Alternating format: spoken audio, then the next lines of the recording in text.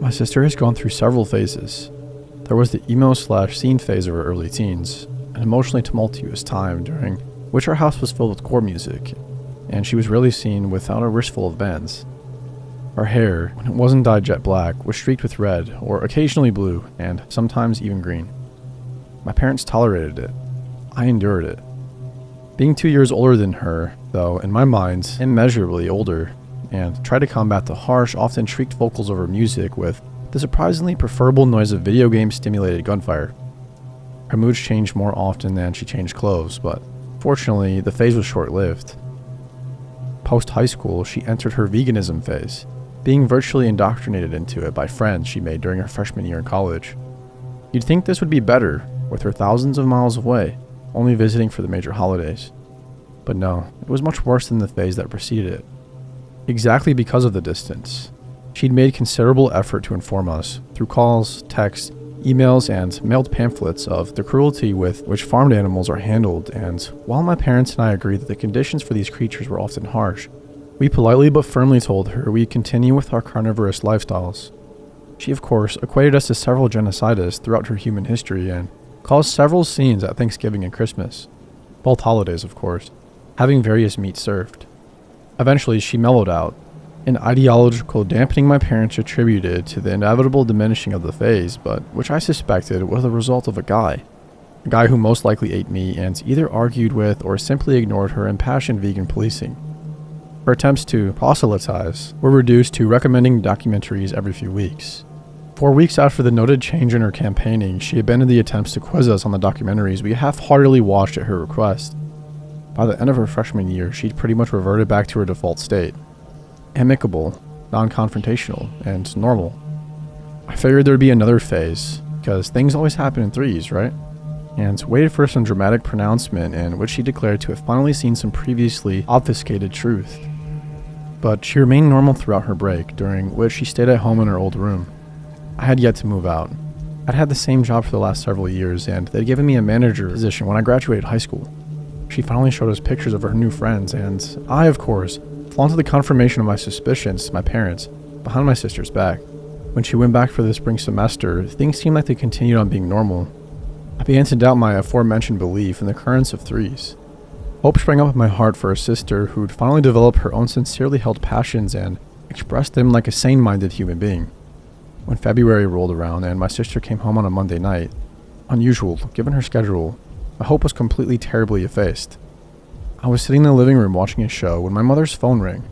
She came into the living room from the kitchen where she'd been cooking and picked up her phone from the coffee table. She answered, greeted my sister with the appropriate surprise, given the time of day, and then said, all right, in quick succession. She turned to me, a look of confusion on her face, and passed me the phone.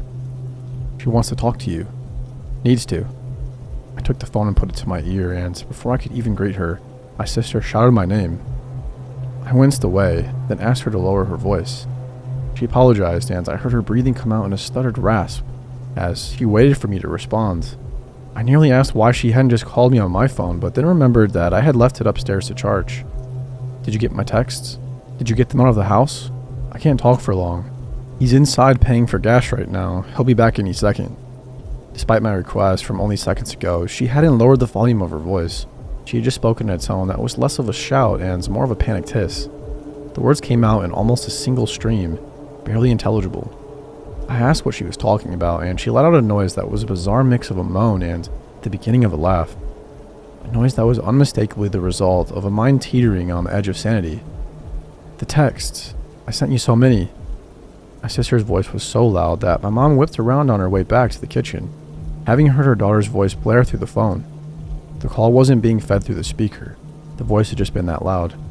My mom's face quickly changed from a look of confusion to an expression of motherly worry, and her eyes questioned me about her daughter's apparently manic state. I shrugged, then held up a hand for her to wait while I questioned my still screaming sister. It took several tries to silence her before she finally let up, and I quickly asked a series of questions before she could get back to the screaming. I told her that my phone had been upstairs charging and asked what the text had been about.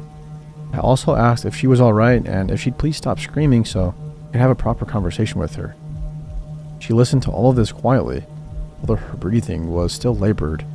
either due to the exhaustion of having nearly blown out the phone's speakers or the result of some anxiety whose source she had yet to share with me. I expected some long outpouring of emotion, perhaps related to the guy I suspected had come into her life and dismissed her militant vegan persona. But instead, in a voice that was barely above a whisper and yet packed more tones of emotion than her screams, she said, "If you don't know, then it's too late. There's no fight left in me now." She then hung up the phone. I sat on the couch, rendered speechless by the gravity that had been toned in those parting words. My mom approached and asked what my sister had said, but I only extended the phone to her. She took it, put it in her pocket, and sat beside me on the couch. I stared ahead, and my gaze resting on the TV, but not really seeing it. My sister's words, though vague, had carried an indescribable suggestion of bleakness and of ill-fated mortality.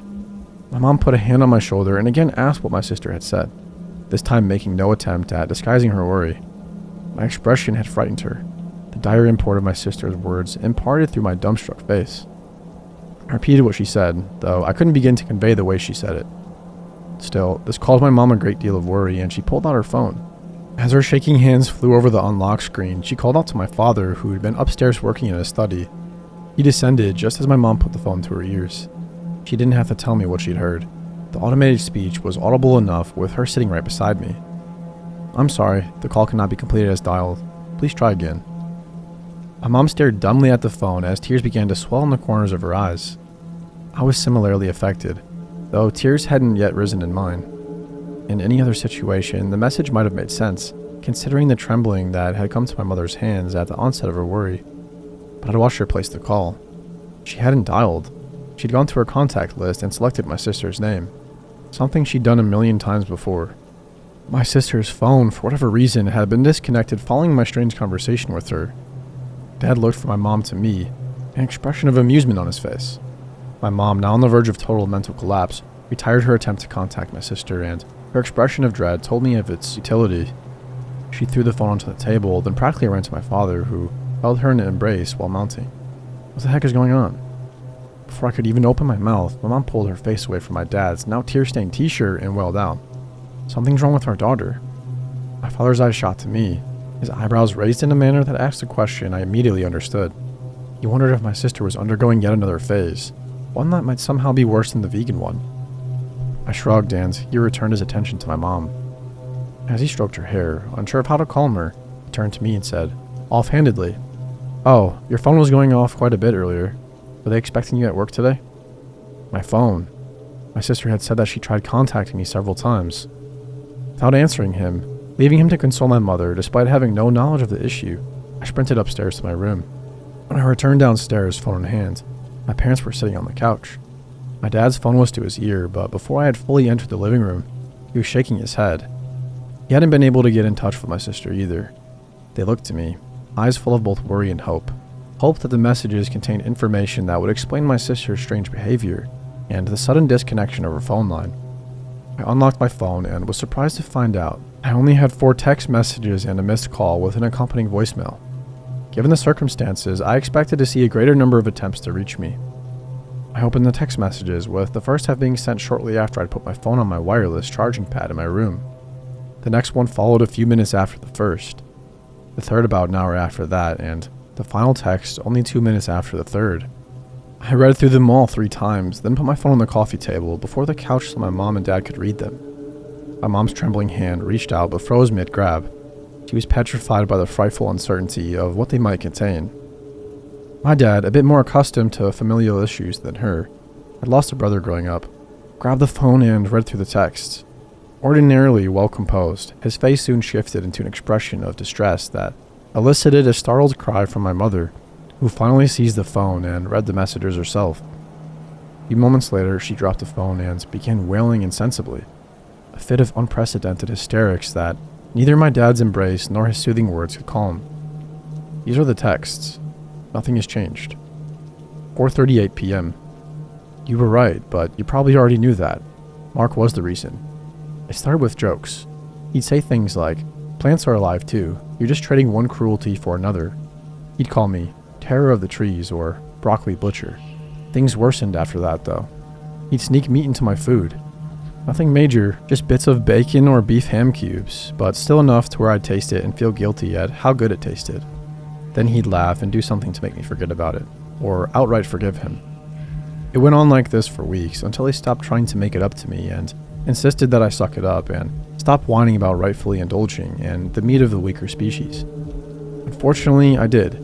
I ate the meat and became a vegan only in name. 4:43 p.m. We had stew the other day. Meat, potatoes, carrots, and onions. It was really good. I've basically been living with him. He lives in a decently sized house off campus in a pretty nice neighborhood. His parents are pretty rich and bought him the house after his mandatory first year in the dorms. Ordinarily, I'd cook something and bring it over, but that day he insisted on cooking and said that I'd be eating meat. It wasn't a question or a statement that left the room for argument, but more of an order. I was tired of fighting, of resisting, so I went along with it. Just wanted to have a nice day with him. We ate, and oh man, the stew was amazing. I hadn't had something so deliciously savory in years. It made the relatively simple meal seem like something that had been expertly and painstakingly prepared. Mark was happy to see me enjoy it so much, but there was something off about the happiness. His expression became a bit too happy. More than just an expression of pride or relief at a guest enjoying his cooking. 5:33 p.m. You have to believe that I have no way of knowing or even suspecting the truth. How could I have? I'd never tasted it before, and even though it hadn't tasted normal compared to past experiences with meat, no one's mind would naturally make such a terrible leap. When he brought me into the basement and showed me the refrigerated section, I was understandably shocked. It's not often, if ever, you hear of someone butchering and storing their own meats, but when he opened the massive steel door, I knew at once what I'd just eaten only minutes before. The chilled carcasses hanging from hooks in that cold, misty space weren't those of animals. I recognized that immediately. I was shocked and disgusted at myself and the sight before me and scared of Mark because at that moment I believed that I was going to join those butchered forms. There were even a few empty hooks suspended from the ceiling, swinging eerily from some cooling draft. 5:35 p.m. I'm still afraid, but now the source of my fear is different. I'm not afraid of Mark anymore. I'm actually thankful, albeit shamefully, that he's given me this opportunity. I've been so stupid, especially during that phase of veganism. There's nothing wrong with eating meat, nutritionally or ethically. Mark has shown me that and has allowed me to experience the truth firsthand. And there's a kind of meat that's so much better than all the others. A meat that once tasted becomes all you can think about. It's enamoring, almost spiritually captivating. I love it, but I'm also afraid.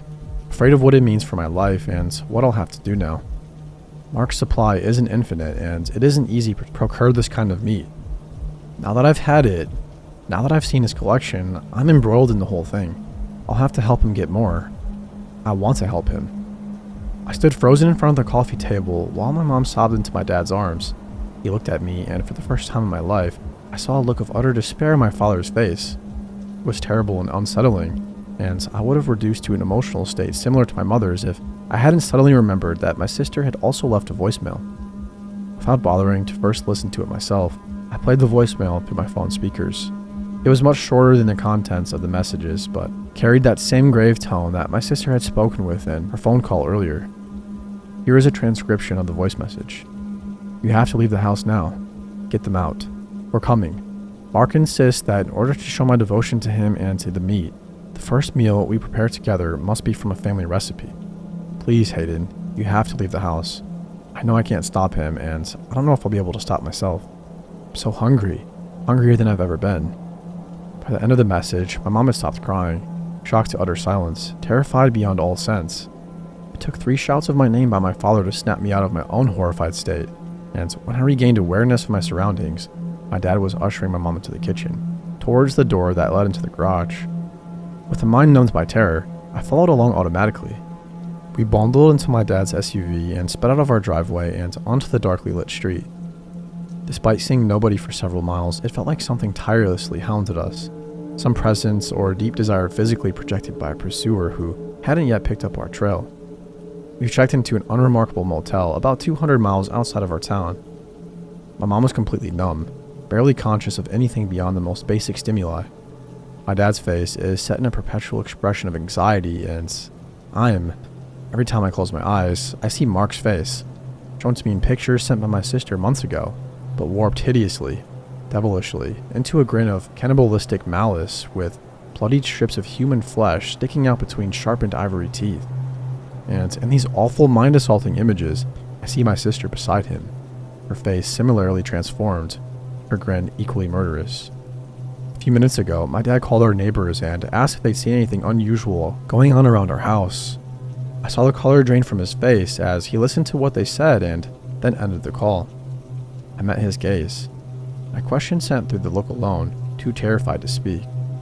He cleared his throat and, without looking at my mother, who sat on the edge of their bed, looking absent-mindedly out the window, said, "Alan and Lee said they saw your sister and a man pull into the driveway, enter the garage, and then leave a few minutes later. But aside from that, nothing else." My dad put the phone on the bedside table, turned off the lamp, and gently laid my incident mother on the bed beside him.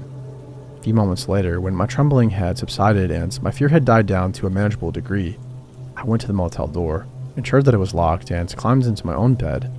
It was all just familiar, habitual behavior. Despite the hour, I knew that I wasn't going to get a second of sleep. I don't know what neighborhood Mark lives in, what kind of car he drives, or if Mark is even his real name.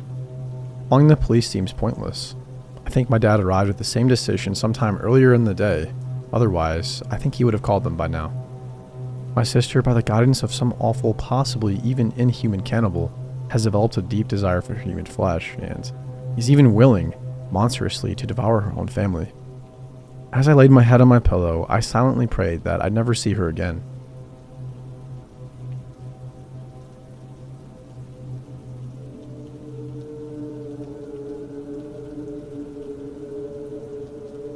I'm a nurse for the elderly. One of the patients made a terrifying confession. Despite what some might tell you, it's actually not so bad to work in this field. Sure, some of the elderly can be difficult at times, and like any other job, this one has its stomach-churning moments. But most of them are sweethearts. All it takes is some compassion and patience to break through to them. So yeah, I mostly love this job. I wouldn't give it up if I could help it. The only part I don't like is the occasional confession from some of the patients. They say that people can feel their ends nearing, and after a few years working this job, I've come to believe that. Some of them have no one else, no family or friends left, so they air their dirty laundry, so to say, in front of us nurses. Most of the time is pretty mild stuff. Old Gregory cheated on his wife in their 30s. Larry used to be into hardcore BDSM, and Lisa stole from her company for a while. Stuff you don't necessarily expect, but that doesn't surprise you in hindsight. Other times, it borders on disturbing. Jenkins had a bar fight and ran away, and to this day, he's not sure if the other guy survived. Sasha had an abortion on her own, without telling her boyfriend at the time that she was even pregnant. Sierra abandoned her family, running away in the night to start a new life, and seeing the missing person posters ate her up inside. That's the kind of stuff that gets under my skin, but I can at least understand where they're coming from. I can sympathize, even if I don't condone their actions. But then, there are monsters. The ones that have committed truly atrocious deeds, and their confessions keep me up at night. Julia, the sweetest old lady you'd ever meet, gaslit her husband into something I can't even talk about here to cash out his life insurance. Freddie helped burn an entire village back in the Vietnam War, basking in the flames and the screams of the dying. Sally abused her child growing up, to the point it caused a myriad of developmental issues. Mind you, I haven't been there myself for all of those confessions. We nurses tend to share, morbid as it might sound. Go ahead and judge if you want, but we didn't ask for those burdens to be placed on our shoulders, and we'll seek relief whenever we can find it. Most of the time, it's just innocent gossip. The "you won't believe what Gus used to do when he was young" type. Other times, there are tears and silent cries in the break room, stone-cold expressions, and a pressing atmosphere, not of hints of levity to go around. But such is life in this field. Most of us have learned to live with it, and those who couldn't walked away. I myself am in the first camp, and I don't think last night will change my mind. Anyway, I'm getting ahead of myself. You need some context in order to make heads or tails of this. It all started with Parker, so I should too. He's a bitter old man. There's no way to sugarcoat it. A tough nut to crack. Rage and hatred for everyone and everything simmering under the surface at all times. He's the type of person that won't be satisfied until your parade is soaked to the bone in rain. He's been here since before I was hired, so the other nurses warned me about him from day one. May God help you if you have to interact with him, because he can ruin your entire week just by opening his mouth, they told me. I didn't take them seriously, thinking he couldn't be that bad. Spoiler alert, he was, but not in the ways you'd expect. He didn't get physically violent like some of the other elderly. He didn't fling shit and piss-soaked diapers at us. He flung words, but he knew how to make them cut, and cut deep. Our first interaction happened when I had to check up on him and make sure he took his medicine. It was a nice evening, and I found Old Man Parker in his room, lounging in his recliner. He faced towards the windows, back to the door, and he didn't bother to turn around and look at me when I answered. "Good evening, Mr. Parker," I greeted. "Hey, fresh meat," he spat a response laced with spite. I gritted my teeth and tried to sound polite when I answered. "My name is Jessica, but..." "Fresh meat," he interrupted me. "You won't last a month, so I won't bother learning your name. Now, why are you here, fresh meat?" I told him why, and he pointed at the empty pill bottle on the nightstand next to him. Then he returned to staring out the window at the sunset, without another word, so I took my leave. That was how the first 3 weeks went by. I went over to his room for this or that. He made some snide remarks to insult me, and I held my tongue. It was clear he didn't want anybody around, especially me, but I was never a quitter, and I wasn't about to bend to the knee to some old fart with a vendetta against happiness itself. "Are you still there?" he asked on the 4th week when I passed by his room to change his bedding. "My goodness, woman, you're about as smart as you are pretty." He was in his recliner again. Most of his evenings and nights were spent there. By day, he'd be outside or in the common area, terrorizing everyone he happened upon, but as soon as dusk approached, he'd retreat to his room and peer out the window until he fell asleep in the recliner. I ignored his remark, approaching the bed with a fresh set of sheets and pillowcases. "What? Did you swallow your tongue? Forgot how words work?" He kept pestering me. I took off the old sheet and discarded it on the floor, even though it wasn't all that dirty. That wouldn't be a big surprise. Honestly, the only thing surprising me is that you learned to speak in the first place. Now, I don't recommend doing what I did, reacting like I had. At that point, I should have thrown in the towel and walked away, but I didn't.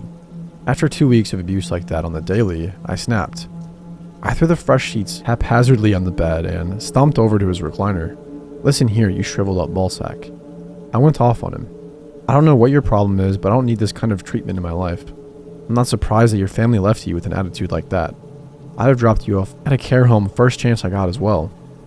I hurled insult after insult at him, digging deep to dredge out the nastiest side of me, fully expecting Parker to go off on me in return, but instead he stood there and took it all. With each colorful word leaving my mouth, the corners of his lips pulled a little further up into a satisfied grin. I only stopped when I ran out of breath, and he waited a moment to make sure I was done. "What'd you say your name was again?" he asked. "Jessica." "Jessica," he repeated, letting each letter roll off of his tongue. "Tell you what, I like you." And that was that. He returned to staring out the window, and I was able to carry out my work in peace. I regretted the outburst for a while, feared that it would somehow come back to bite me in the ass and get me fired, but Parker didn't tell anybody. It was our little secret. Every day after that, he'd grin when he saw me. He still gave me lip, but it was different. More jovial. Not trying to insult me and drive me away, just to tease me. But I could work with him without breaking down into tears afterwards, so I took my win. After a while, I started teasing him back. He'd call me his insult of the day. I'd call him mine, and we'd laugh it off and move on. What I'm trying to say is that we developed this weird bond, and I actually started having fun. I started looking forward to it. We didn't talk about anything else. I didn't know the first thing about him, and he didn't know the first thing about me, but in my eyes, that only added to the charm. Life moved on, and before I noticed, I'd been working there for years. Rumors about Parker abounded. Everyone had their theories and beliefs, but I couldn't confirm or deny any of them. The man was still as much of a mystery to me as he'd been on the first day. Then one day, about a month ago, things started to change. He'd make fewer comments. He spent more and more time in his room, isolating himself from everybody. Parker had always been very self-sufficient for somebody his age, but he started needing help with things, and I could see it ate him up on the inside. I didn't mind. After all, that was what I was getting paid for. But the man had his pride. He refused to be seen by a medic and get treatment, so we all expected him to kick the bucket soon. A prospect that made most everyone in the care home happy, but I for one dreaded it. Even so, I knew better than to try and talk to him about it. One evening, before I went home, I checked on him. Parker was in his usual spot in the recliner. drapes drawn aside and window wide open. The sun was already gone, sunken below the horizon, painting it red as night crept in. He didn't acknowledge my presence, not until I stopped next to him. "Hey, Jessica," he greeted, his voice a low rumble. I nearly went for a, "Hey, fartbone," but the sound of my name and the way he said it gave me a pause. For the first time in the many years I'd known him, he sounded serious for once. A pit of dread formed in my stomach. "Everything all right, Mr. Parker?" His lips curled at the corners, pulling his gaunt face into a smile.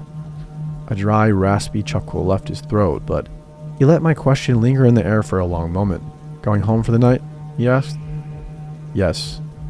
"Could you stay just for a little while longer?" "Of course." I knew what this meant. Parker felt that his time was coming and he wanted somebody next to him. I leaned in to take his hand into mine, but a bastard will be a bastard to the very end. He slapped my hand away, so we stood there in awkward silence, watching the night settle outside. "You're the closest thing I have to a friend, Jessica," he said out of the blue. "The closest thing I have to a family." He let out another laugh, but it sounded sad. "Man, I'm so pathetic," he said. I put a hand on his shoulder, and this time he didn't slap it away. I had no idea what exactly to say. Parker wasn't one for sappy speeches, so in the end, I went with the truth. Blunt as it was, I figured he'd appreciate my honest opinion. "It's your fault for being a grumpy old fart. Could have had many friends here, so why?" "Do you have any plans tonight?" he asked, and I nodded a no. "Then, can I answer your question with a story?" "Sure." He shifted in the recliner, biding his time as he searched for the right words. I've seen it all before in others. They think themselves ready to open up until the time comes to actually do it. With a sigh, he resigned himself to the situation and started speaking. Parker was born in a small town in the 1940s, right off the back of the Second World War. He had an older brother and a father, neither of whom he remembers. The first died of some disease as a child, and the second got drafted and died overseas while Parker was still a baby. That left his mother alone to raise him, but they weren't the only ones struggling to make ends meet in that town. Most everyone else did too. Life back then was harsh, especially for isolated communities like theirs. But I had a decent enough childhood, Parker assured me. My mother did her best, working herself to the bone and going hungry most nights to make sure I wouldn't. He took a short pause, prying his gaze away from the window to make eye contact with me. I could tell he was uncomfortable. Dwelling on the past brought him a great deal of anguish, but he looked away from me after a long moment, back at the dark world outside, and continued speaking. Despite his mother's best efforts, his childhood was short-lived. Parker had to grow up fast, to become dependable, to help around the house, and to find work. It wasn't uncommon back then, kids as young as 8 or 9 working shoulder to shoulder with the adults. We didn't have much of a choice. Things such as getting an education or waiting until they were adults were little more than pipe dreams. But luckily, Parker was big for somebody his age. At only 10, he was taller and stronger than his 15-year-old friends. He could handle his manual labor, and having an extra set of hands to go around, a second breadwinner did wonders for their household. "I still remember getting my first ever pay," he said with a sad smile. "A small sum, but I was proud. Mother wanted me to spend it on myself to get something nice, but I didn't. I bought a sack of flour for her to make bread out of, and I used the fabric to make myself a new pair of shorts." I'm so sorry," I stuttered. "Yeah, me too." But time went on. Parker kept working throughout the years, living life one day at a time. Trouble was never far off, but he faced it head on. The adults always tried to shortchange him for his work, and other kids tried to bully him out of his meager earnings regularly. The first time that happened, I came home empty-handed with a broken nose and a busted lip, he said bitterly. 5 of them ganged up on me. It was a dog-eat-dog world back then. When he was about 13 and his mother brought home a new man, Parker hoped for a change. A chance for him to have a father, a role model, someone to teach him how to be a man himself. He thought life would get easier. How wrong I was, he said. That man was an alcoholic abuser. Parker and his mother found out as much soon enough. Her sooner than him, but he saw the signs.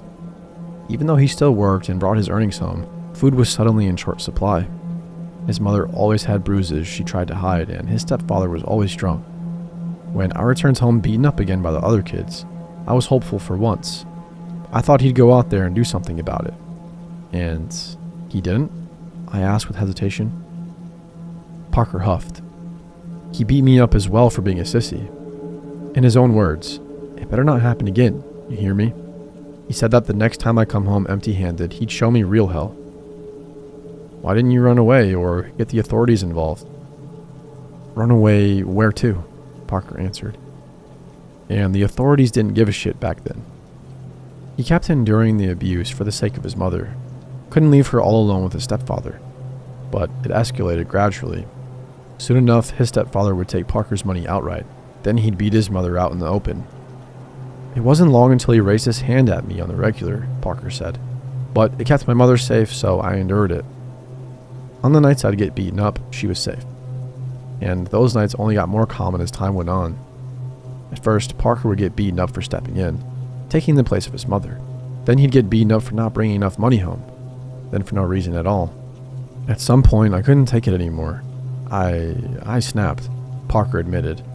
The other kids stole my money again, and I was afraid to go home that night. Afraid of what he'd try to do to me, so I ran off into the woods, looking for a place to sleep. And instead, I found this old well. Old well, I asked, not sure what it had to do with anything up to that point. Old well, Parker confirmed. You know, a hole in the ground for people to get drinking water. I know what a well is. At any rate, he found this old well, a dilapidated thing, long out of use and in serious disrepair. Parker nearly fell down into it when he leaned over the edge to peer down. He threw a pebble into it, but it never landed. Then he tried spitting into it and yelling down into the shaft. It echoed for a long time, much longer than it should have. Parker listened in awe as his voice reverberated from the well for minutes on end, not getting any fainter. But all aside, it gave him an idea. I didn't like the sound of that. I did end up returning home that night, Parker said. Found him beating up my mother since I wasn't there, and he chased me when he saw me. Parker led his stepfather out of the town and into the woods, farther away from civilization, deeper and deeper between trees, till he heard the faint echo of the well still calling out. I hid nearby and kept quiet, he said. Waited for him to find the well, and he did. He heard the echoes of my scream and thought I fell down to the damn thing, trying to hide. The asshole laughed about it. Stepfather approached the well and leaned over the edge, still laughing. Did you learn your lesson yet, you damn bastard? Parker imitated him. Little did he know that I did. It just wasn't the lesson he wanted me to learn. Parker burst out from his hiding place while his stepfather was distracted and ran up at him. All it took was a single push, he said grimly. A single push, and he tumbled over the edge, fell into the abyss head first, screaming all the way down to the bottom. From that day onward, the echo of his voice joined mine in the well. The authorities pretended to search for him for a few days, but no one ever really truly gave a shit. He was just an alcoholic bastard, so everybody thought he'd gotten his comeuppance. That he died in a ditch somewhere, or he ran away in search of greener pastures and other people to terrorize. Nobody suspected us, Parker said. Not my mother, who was too weak to fight back, and they considered me just a kid. No way in their eyes for either one of us to kill an adult man. With him out of the picture, though, Parker's life improved somewhat. He still earned a pittance, and the other kids still bullied him, but at least he could rest easy in his own home. I went to that well every day at first, then every other day, then once a week at most. But the screams never stopped, day and night. They got fainter, barely a whisper in the wind, but I could still hear them. Didn't it scare you? Yeah, it terrified me, Parker admitted, but I also saw the possibilities. That answer terrified me. I contemplated for a moment calling it a night, putting an end to Parker's confession and leaving, but I was also curious, for better or worse. Next up were the kids that bullied me, Parker continued. It took me a long time to build up the courage to even consider it, but enough abuse will push reasonable men to unreasonable actions. The gang was 5 members strong, their leader 19 years old and the youngest about Parker's age. The rest were all in between. Starving street urchins, Parker called them, either orphans or with home lives similar to his own that pushed them to run away and brave the world. Except they were lazy, he said. They took the easy way out, stealing, conning, and bullying other kids, like they did to me. The community wasn't happy with them, but they never targeted adults, so they were tolerated. Till they beat up Parker for the 100th time and He decided he'd had enough. I only wanted to get rid of their leader, he said. Thought their little clique would break apart without him, but couldn't separate them. Parker tried to challenge him to a one-on-one fight outside of town, but he came with the rest of his gang, and he was pissed. You could see the bloodlust in his eyes from a mile away. I knew they'd give me hell like never before, so I had no choice. All 5 of them had to go.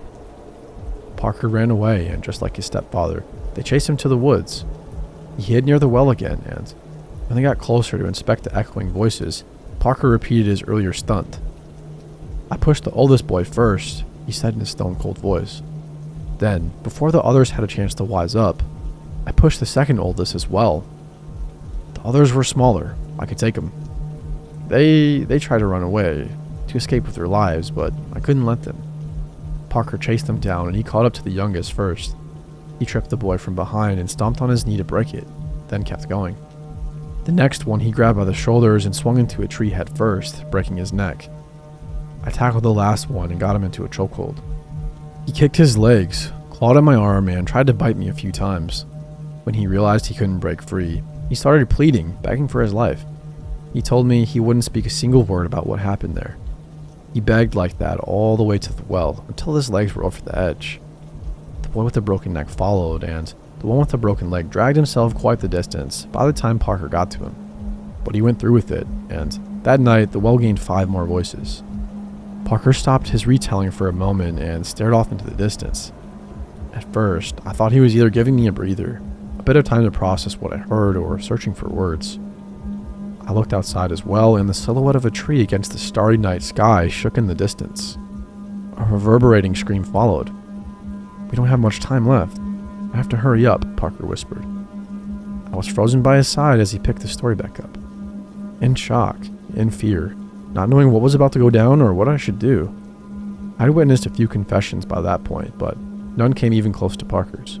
He confessed to 6 murders and just as many minutes, and I was sure there'd be a few more by the time he'd be done with me. The guilt ate me up inside, he confessed. I went by the well every single day, regretting what I'd done. Nobody missed those kids, and no one in the community blamed Parker. He wasn't the only one getting bullied by them, and on some level, everyone was glad they were gone. One less problem in their lives, so they were happy to pretend the 5 ran off somewhere to carry out bigger heists. I was so depressed for years because of it, but I kept telling myself that I had to do it, that my life was better now. Lies I only half believed, but they got me out of bed in the morning. Another tree shook outside, closer to us, but there wasn't a scream this time. Parker flinched visibly. Anyway, the years flew by. People kept leaving the small town, flocking to big cities in search of work. I was one of them. I found this wonderful girl and I left with her.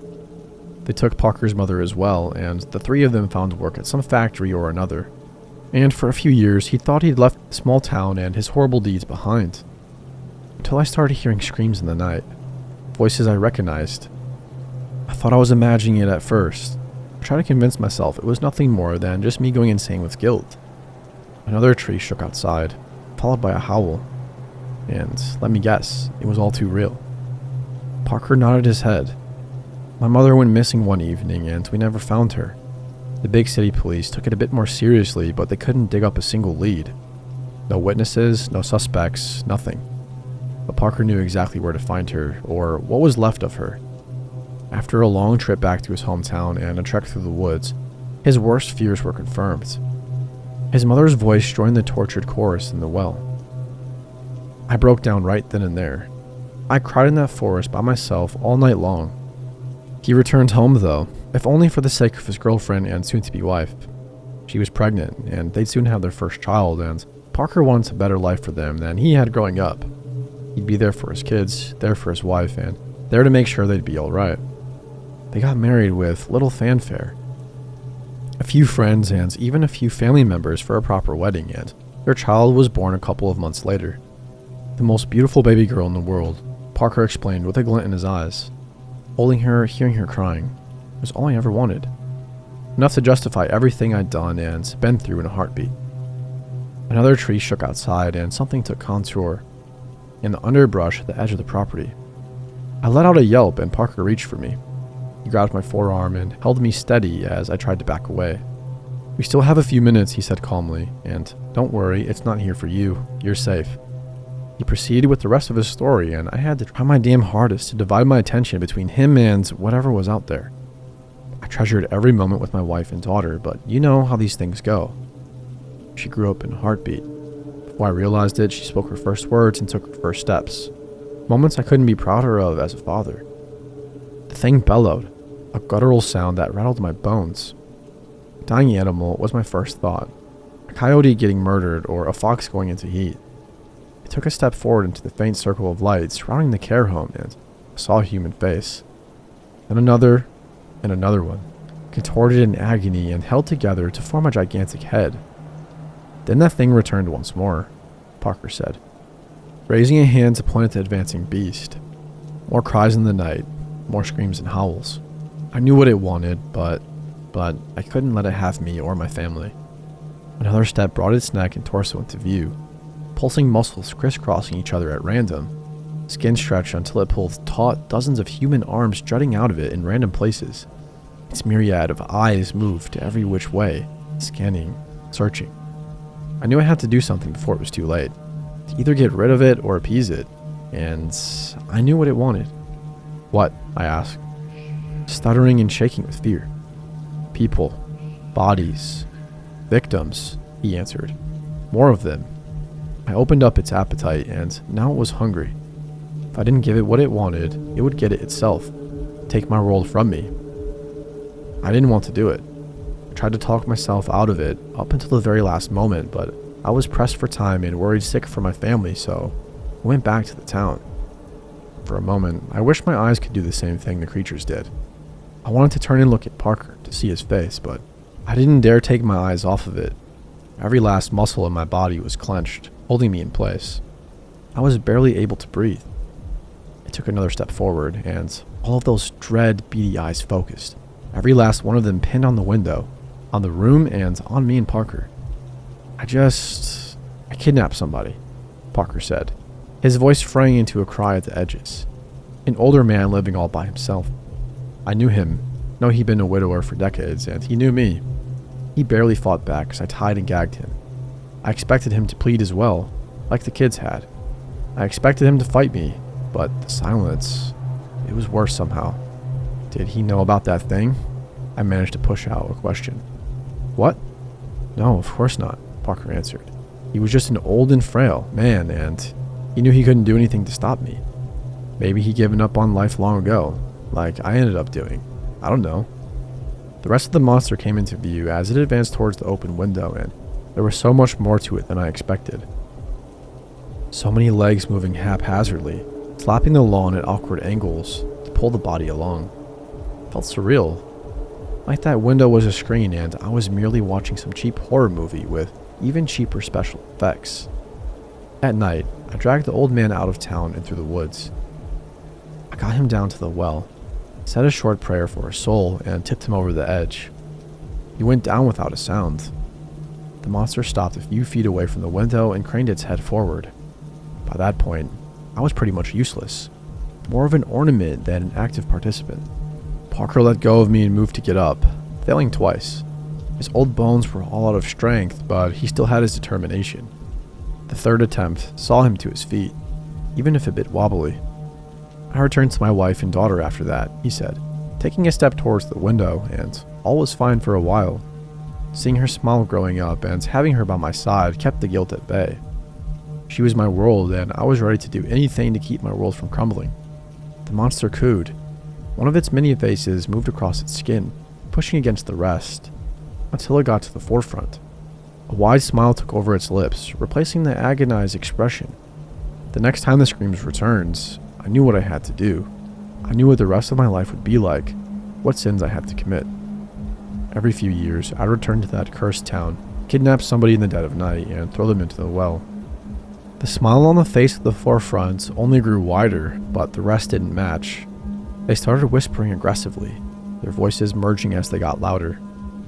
I kept at it until my daughter grew up, until she found the boy she wanted to marry and moved out, until everybody left that town behind to be an empty shell for the forest to retake.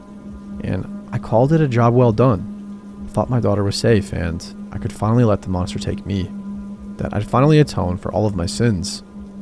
Parker closed the gap to the window, and so did the monster. It pushed its many arms into the room, hands both big and small grasping at the air as they tried to reach him. "And what happened to her?" I asked. The question felt strange coming up my throat and leaving my mouth, like it was uttered by somebody a million miles away, completely detached from the situation. Parker extended one of his arms but paused, and turned to face me. "What do you think happened, Jessica?" He asked in a somber voice. "What do you think pushed me on the run for the rest of my life? Made me grow wary of approaching people and making friends?" I held back the answer, if only because I had one more question. "Why tell me all of this?" Parker smirked, same mischievous, shit-eating grin I'd gotten used to from him. "Because I'm a selfish old bastard," he said matter-of-factly. "I wanted at least one person to know and maybe miss me. Now you do." He took the final step that brought him within the monster's reach, and I got a hold of his arm with 100 fingers. The many eyes looked past Parker, directly at me. "Thank you, Jessica," Parker said, his back to me. "You can leave now. That would be best." I didn't argue with him on that. I slowly walked backwards towards the door. My head was heavy, my mind was spinning, and my legs felt like unsteady stilts at 100 feet long. But I did it. I reached the door, backed out into the corridor, and closed it gently. Parker watched me the whole time, a peaceful smile on his lips until the latch clicked. The rest of the night was a blur. I wandered to the break room with tears streaming down my face, but I didn't even realize I was crying until I tried to light a cigarette and a tear fell on it. My hand shook like an earthquake, as did the rest of me. I smoked about half the pack, waiting and praying for that thing to leave so I could too. A couple of hours later, I finally built up the courage to bolt out of the care home and to my car. I drove home in a haze, eyes darting at every little movement, and I didn't manage to sleep a wink till the break of dawn. But I returned to the care home for my next shift, looking like a ghost. Police were there, interrogating everybody about Parker's disappearance, and I lied to them. Couldn't possibly tell them the truth. Not when I don't even know where that damn well is. So yeah, I lied until they left me alone. I lied until they packed in their car and drove off. Everybody else is awfully happy that Parker's finally gone, and I stand out among them like a sore thumb, sitting in his recliner, writing this as sunset approaches. I realized he was right on both accounts. He was a selfish old bastard, and he left behind somebody who misses him.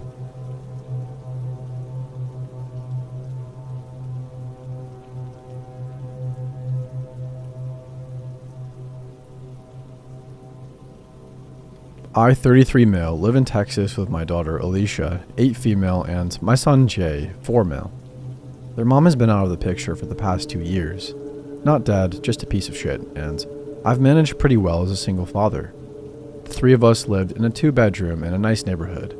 I've got a solid job and the kids are thankfully healthy. Everything was smooth sailing until one night 2 months ago, during which I was awoken by Jay poking me in the face. He was sobbing violently, though I recognized it as the I'm afraid kind of crying as opposed to the I'm hurt kind of crying, which made me a little less worried. Jay's always been nightmare prone, so I assumed that's what was causing him distress. When I asked him what was wrong though, he said, "The man in the next house is making scary faces at me." I'd heard my fair share of Jay's stories about monsters terrorizing him from the dark corners of his bedroom, but this was something new. I assumed he meant our neighbor's house, and the lack of fantastical elements in his description made me uneasy. It felt too specific to be one of his usual nightmares. I got out of bed and walked with Jay in tow to my kids' room. Alicia was awake in the top bunk.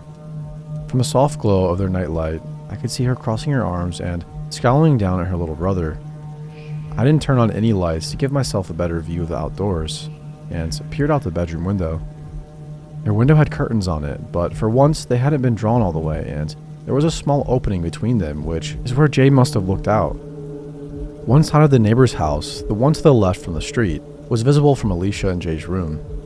There were 2 windows on the neighbor's side of the house, but it was too dark inside to see anything. I recalled from what I'd seen in the daylight that the window on the left, the one closest to the front of the house, was the kitchen. I wasn't sure what the window on the right was, as it always had its curtains drawn. I asked Alicia if she'd seen anything, and she shook her head. "He's always having nightmares and crying. I don't want to share a room with him anymore, Dad." I never get any sleep. It's not fair." Of course, hearing that made Jay start crying again, so I let him sleep in my room for the night. He has this TMNT indoor camping tent that he prefers to his actual bed. Honestly, at that point, I half suspected his nightmare to be a ploy to get me to let him camp. Anyway, I guess I'm a total pushover because he slept in that tent in my room for the next 2 nights. On the 3rd night, I was woken up again, but this time by Alicia, who was standing over me and shaking my arm. That kid hadn't woken me up in the middle of the night for years. When I asked her what was wrong, she said, "The neighbor was making faces at me." Those words and the fear in my daughter's voice really put me on edge. I closed the curtains when I said goodnight. "Did you open them?"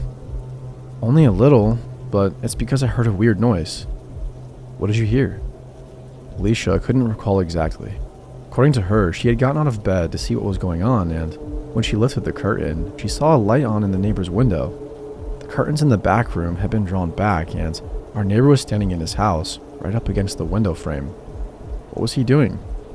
Alicia thought for a moment, and then made an expression I never want to see on my child's face, or anyone else's for that matter, ever again. I won't do it justice by describing it, but it looked something like this. First, she smiled with both sets of teeth so that there was a little open sliver between the rows, and then she furrowed her eyebrows. She inclined her head towards me, kind of Kubrick stare-esque, and strained the muscles in her neck. The worst part, though, was what she did with her hands. She held out her left arm, forearm up. Then she clenched her right hand into a fist and moved it back and forth rapidly over her forearm. The poor thing described it as playing the violin, but it seemed pretty obvious to me that my neighbor was trying to scare her. Disturbed, I told Alicia to stop and to not make either the expression or the gesture again. I was angry and confused. My neighbor, a man in his 40s, was a bit of a recluse, but he had seemed normal enough in the 3 or 4 times I'd spoken to him. I couldn't fathom why he would do something like that to my kids. After asking Alicia a few more questions, I realized that my neighbor might not have done anything technically, or at least legally wrong. It wasn't against the law to make inappropriate gestures in your own home, but it seemed like he was targeting my kids specifically.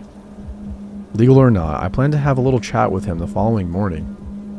My last question to Alicia was if our neighbor had made any other gestures, and she nodded. Then she started making beckoning, come here motions with both of her hands. I had Alicia sleep in my room for the night as well. I also checked out the window in my kids' room, but like before, I saw nothing. The house was completely dark. The next morning, before work and after dropping Alicia and Jay off to school, I spent a good 5 minutes knocking on my neighbor's front door. I figured he was home since his car was in the driveway, but he never answered the door. Eventually, I had to leave for work, and as I was walking away, I turned around quickly to see if he was watching me. He was. A coward. I saw him for a split second at the front window before he ducked beneath the sill and out of view. Clearly, the guy had problems.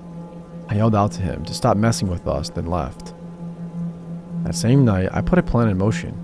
While my kids slept in my room, I hung out in theirs.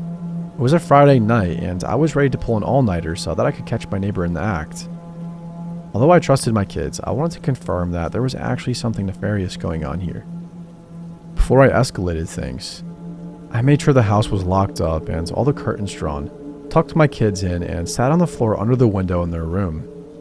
At around 9, I started marathoning midnight mass on my phone. I didn't want to wear headphones and miss any strange sounds, so I kept the volume low and mostly read subtitles. At midnight, I started to hear weird sounds. Like Alicia said, it's a bit hard to describe. The best I can do is that it was this low, repeated clicking sound. You know the chick-chick sounds you make to beckon a horse? It was something like that. All I knew is that the sound was undoubtedly coming from a person. After a few minutes of this, the sound switched to what I think was supposed to be a whistle, but it came out all wrong, like somebody sucking breath in through their teeth. The sound was so crisp that the neighbor's window must have been open, which was an unsettling thought given that there were only around 15 feet of space between our houses. Certain that the neighbor was at his window and that this was my best chance to see him, I stood up and pulled the curtain back in one motion. I saw him right away.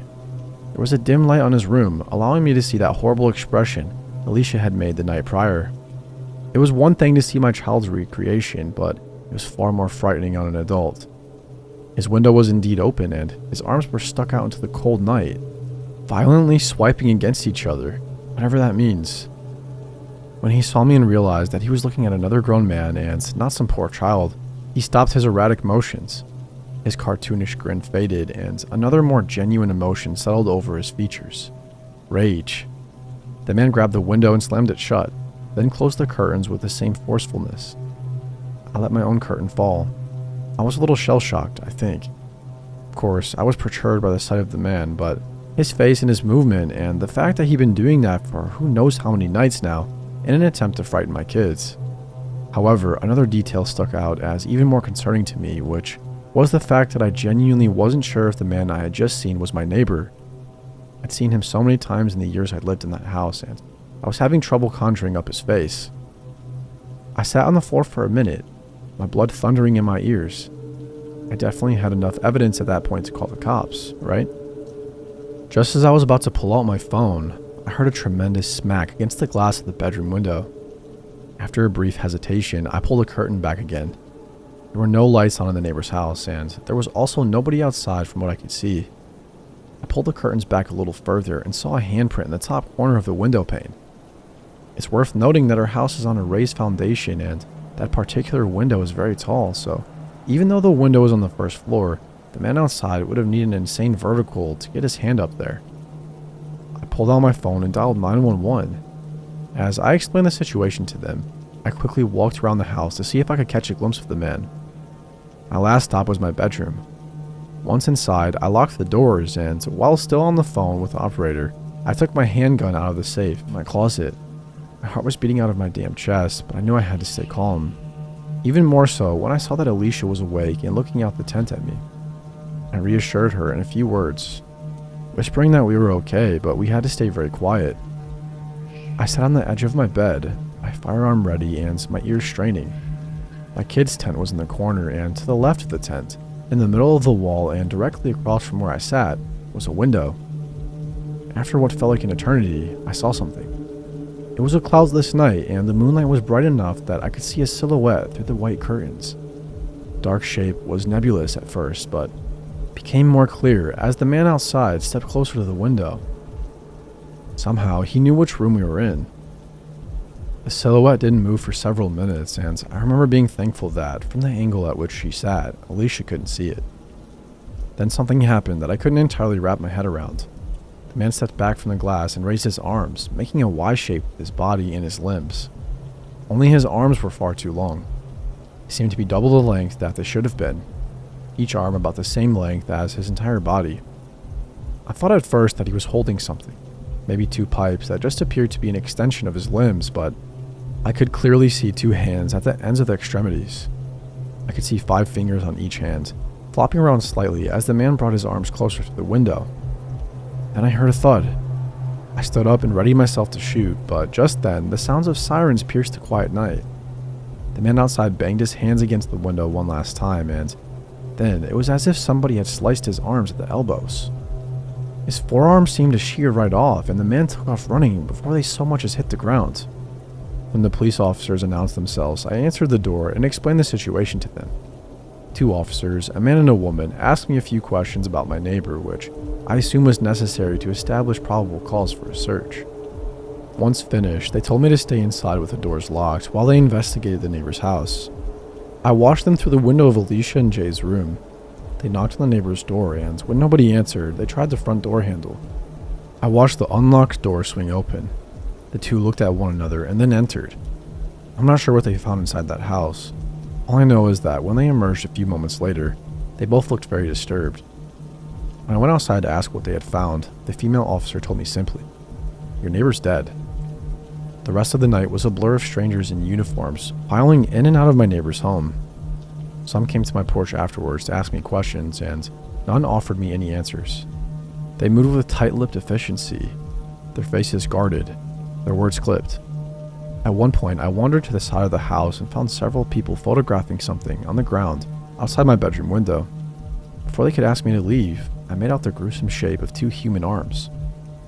The kids and I have been staying in my parents' apartment for months, and I think everybody, even Jay, is getting tired of the cramped living situation. We can't stay in the house. Alicia is way too traumatized for that, and I wouldn't be comfortable staying there while the murderer is still at large anyway. I want to sell the damn house, but our story going semi-viral is making that difficult. After all, who would want a house that, thanks to the news, has become permanently associated with phrases like dismemberment or days of torture and victim barely recognizable as human?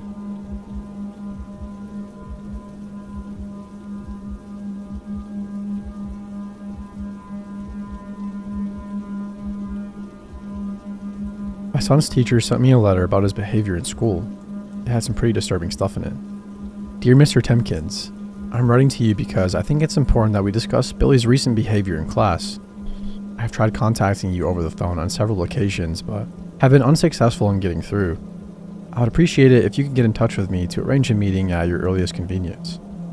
Let me start off by saying that Billy is a very bright young man. He's truly gifted across the board. I'm not exaggerating when I say that the boy has one of the most impressive scientific minds I've seen in years, especially when it comes to chemistry and biology. He may only be 11, but he has more knowledge in these areas than plenty of adults I know. Whatever work you've been doing with him outside the classroom is clearly paid off in that respect. I'm also conscious that the circumstances at home have not been easy for any of you recently. I'm aware that Billy's grandfather passed away a few months back. It must be a very difficult time, so please do accept my sincere condolences. And know that I wouldn't be contacting you if I didn't deem the matter an urgent one. As long as I've known him, Billy has kept to himself. He's always been one of those children who are just happy, if not happier, in their own company. Eating by himself at lunchtime, playing on his own. He's always struck me as something of a shy boy. He has never struck me up until the past few weeks as a violent one, but recently there have been causes for concern. There are 3 incidents in particular that I want to address with you. We can discuss these in more detail when you come in, but I've outlined them below so you understand the seriousness of the situation. The first incident took place a couple of weeks ago. Billy had a falling out with another boy in the playground. I don't know what the disagreement was about, and neither boy will tell me, but another little girl was playing nearby, and she tells me she heard your son say to the other young man, "If you don't back off, my granddad will get you. He knows how to do magic, and he can make you disappear." Those exact words. Now, I'm aware that these are very difficult circumstances. Billy is almost certainly still grieving for his grandfather, and I know grief can often present itself in unusual ways. But despite this, I cannot completely excuse Billy. I'm told the other boy was quite distressed, and we cannot tolerate threatening language like that in our school. The second incident took place last week. I was having a chat with Billy after class because he wanted to talk through his math homework with me to make sure he understood it. As you can probably imagine, this isn't a common occurrence with the children in my class, so I was more than happy to help. But as he was reaching into his rucksack to get his textbook, a tin fell out. Not the pencil case he always has on his desk, but a plain red tin I haven't seen before. When it fell out of his rucksack, it landed on the ground and broke open. There were insects inside it. Dead, dismembered insects. Flies with their wings removed. A chopped up worm. A spider with half of its legs pulled off, which still seemed to be alive and tried crawling away across the carpet. The only other thing in the tin beside the insects was a small pair of tweezers. Now, I want you to know, Billy gave me an explanation for all of this. He told me the bugs were part of an experiment. He said he'd been trying to teach himself about anatomy, so he'd been collecting some insects to dissect. I asked him why the spider was still alive, if that was the case, but he told me he thought it had been dead when he was operating on it. Said it must have gone into shock. If I'm honest, I'm not sure what to believe. As I'm sure you can appreciate, I found the whole thing rather disturbing, and it's even more troubling in light of the final matter I wanted to discuss with you. This last incident took place yesterday. It involved another little girl in Billy's class called Annabelle. Miss Herbert, our teaching assistant, was the one who found them. Billy and Annabelle were in a far corner of the school field during lunch, behind some bushes. Miss Herbert was patrolling the area. She told me when she heard screams. She went to investigate, and when she walked around the bushes, she found Billy standing over the little girl. Annabelle had tears running down her face. Miss Herbert said she had her arms raised over her head as if to defend herself, and in Billy's hands was a pair of silver tweezers, the same pair I'd seen fall out of his bag last week. Now, I'm going to be perfectly honest with you here, Mr. Timkins. When Miss Herbert told me this, I wanted to suspend Billy on the spot. I wanted him gone. Our school has a zero-tolerance policy when it comes to bullying. But the problem is, Miss Herbert didn't actually see your son do anything to the girl, and both children insist that they were only playing. I spoke to them both separately, and they had the same exact story. They were playing at being doctors, and Billy was pretending to operate on Annabelle. When I asked her why she'd been crying if that was the case, she clammed up. Wouldn't say anything else to me at all. I did notice that she had a red patch on the back of her head, however, a bald spot that had begun to scab over. If I had to guess, Mr. Timkins, I'd say your son was using those tweezers to pull the hairs out of her scalp. The only other bit of information I have is something Miss Herbert told me. Something the girl apparently said shortly after Miss Herbert found them both. Something she let slip while she was still upset. Miss Herbert was comforting her, telling the girl she could tell her anything she wanted, and Annabelle turned to her and said, I can't say anything bad about Billy, Miss Herbert, or he'll make it worse. His granddad's a ghost. He'll come through my window and get me while I'm sleeping. Again, that's a direct quote. Miss Herbert tried to get more out of her, but she wouldn't say anything else. Anyway, I apologize for the long letter. I know the past months haven't been easy. I'm also aware that the change in Billy's behavior is very likely linked to his recent bereavement, especially given what the other children have said about his grandfather. I'm sure you can see now why it's crucial that we speak as soon as possible. School wants to support Billy as much as we can, but in the meantime, we simply cannot have him threatening or hurting other students. I do hope you'll contact me on the number below as soon as you receive this so we can arrange an appointment and get to the bottom of the matter. Yours sincerely, Mr. Hartford, Head of Year 6. Just as I finished reading that letter, I heard the front door shut. I glanced at my watch. Billy. It was Billy home from school. The letter had left me feeling very anxious, so I decided to waste no time. I marched to the front of the house, planning to confront him straight away. Billy was unslinging his rucksack when I entered the hallway. He glanced up at me, and I saw his eyes widen when he noticed the look on my face. I thrust the letter in front of him. I just got this from your teacher, Mr. Hartford, I said. I want you to read it, and then I want you to explain yourself. Billy stared down at the letter.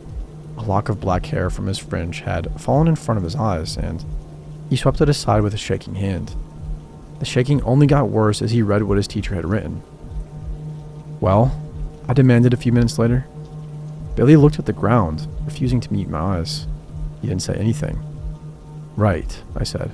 Come with me. I took Billy's arm and led him through the house, chastising him as I went. The thing you need to understand, young man, is that when you act out at school, it doesn't just affect you. You're walking through the dining room now, en route to a little hallway at the back of the house. It risks affecting your entire family. We entered the hallway and paused beside a closed door. I stared at Billy, who was looking up at me with frightened eyes. Well, what do you have to say for yourself? Despite the fear in his face, Billy met my gaze. I'm sorry, Dad, he spluttered. I'm really sorry. I saw that his eyes had started glistening with tears. In that moment, he didn't look violent or capable of hurting anyone. He looked like a little boy.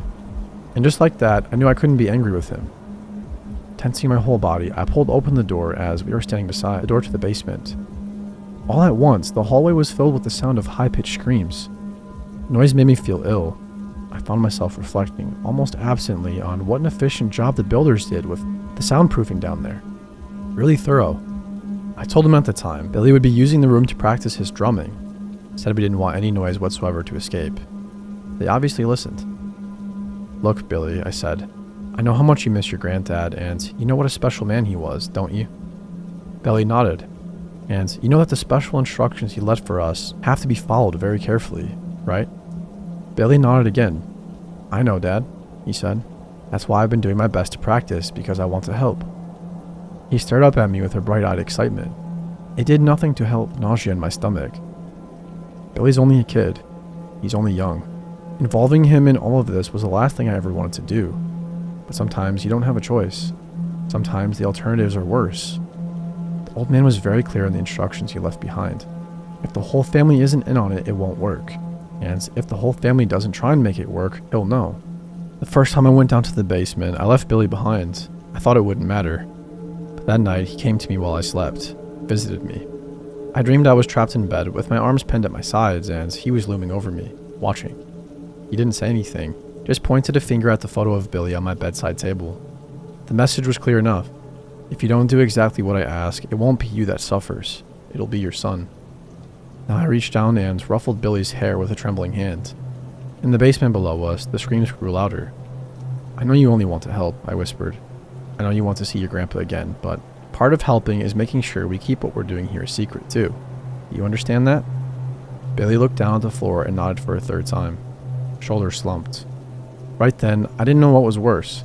The fact that I had no choice but to involve him, or the fact that he seemed to want to be involved. The fact that sometimes when he looked at me in a certain light, I saw traces of his granddad in him. "I'll tell you what," I said after a moment.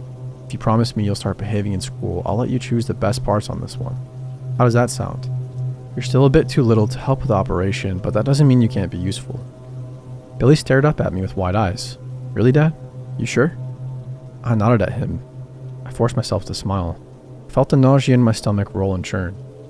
Billy's a good kid. I know he is. All I really want to do is protect him. I spent the last 11 years of my life trying to do just that, and 3 months ago, I thought I succeeded. 3 months ago, when his grandpa had a heart attack, I thought the nightmare was finally over. But then I found the instructions he left behind for us. I started seeing him in my nightmares, and I realized it wasn't really over after all. Now I watched as Billy ran over to the top of the basement steps. He paused and grinned back at me. "I know 2 kids in my class who lost their granddads as well," he said suddenly. "They're both sad because they'll never get to see them again. But I'm not sad, Dad. I'm lucky. We both are." He turned and ran down the steps. I followed after him, shut the door firmly behind us. The screams were louder than ever now, and Billy's next words, which echoed back to me up the staircase, were almost lost in the noise. "Only a couple more bits and pieces to go now," he shouted. "And I'll have a brand new granddad."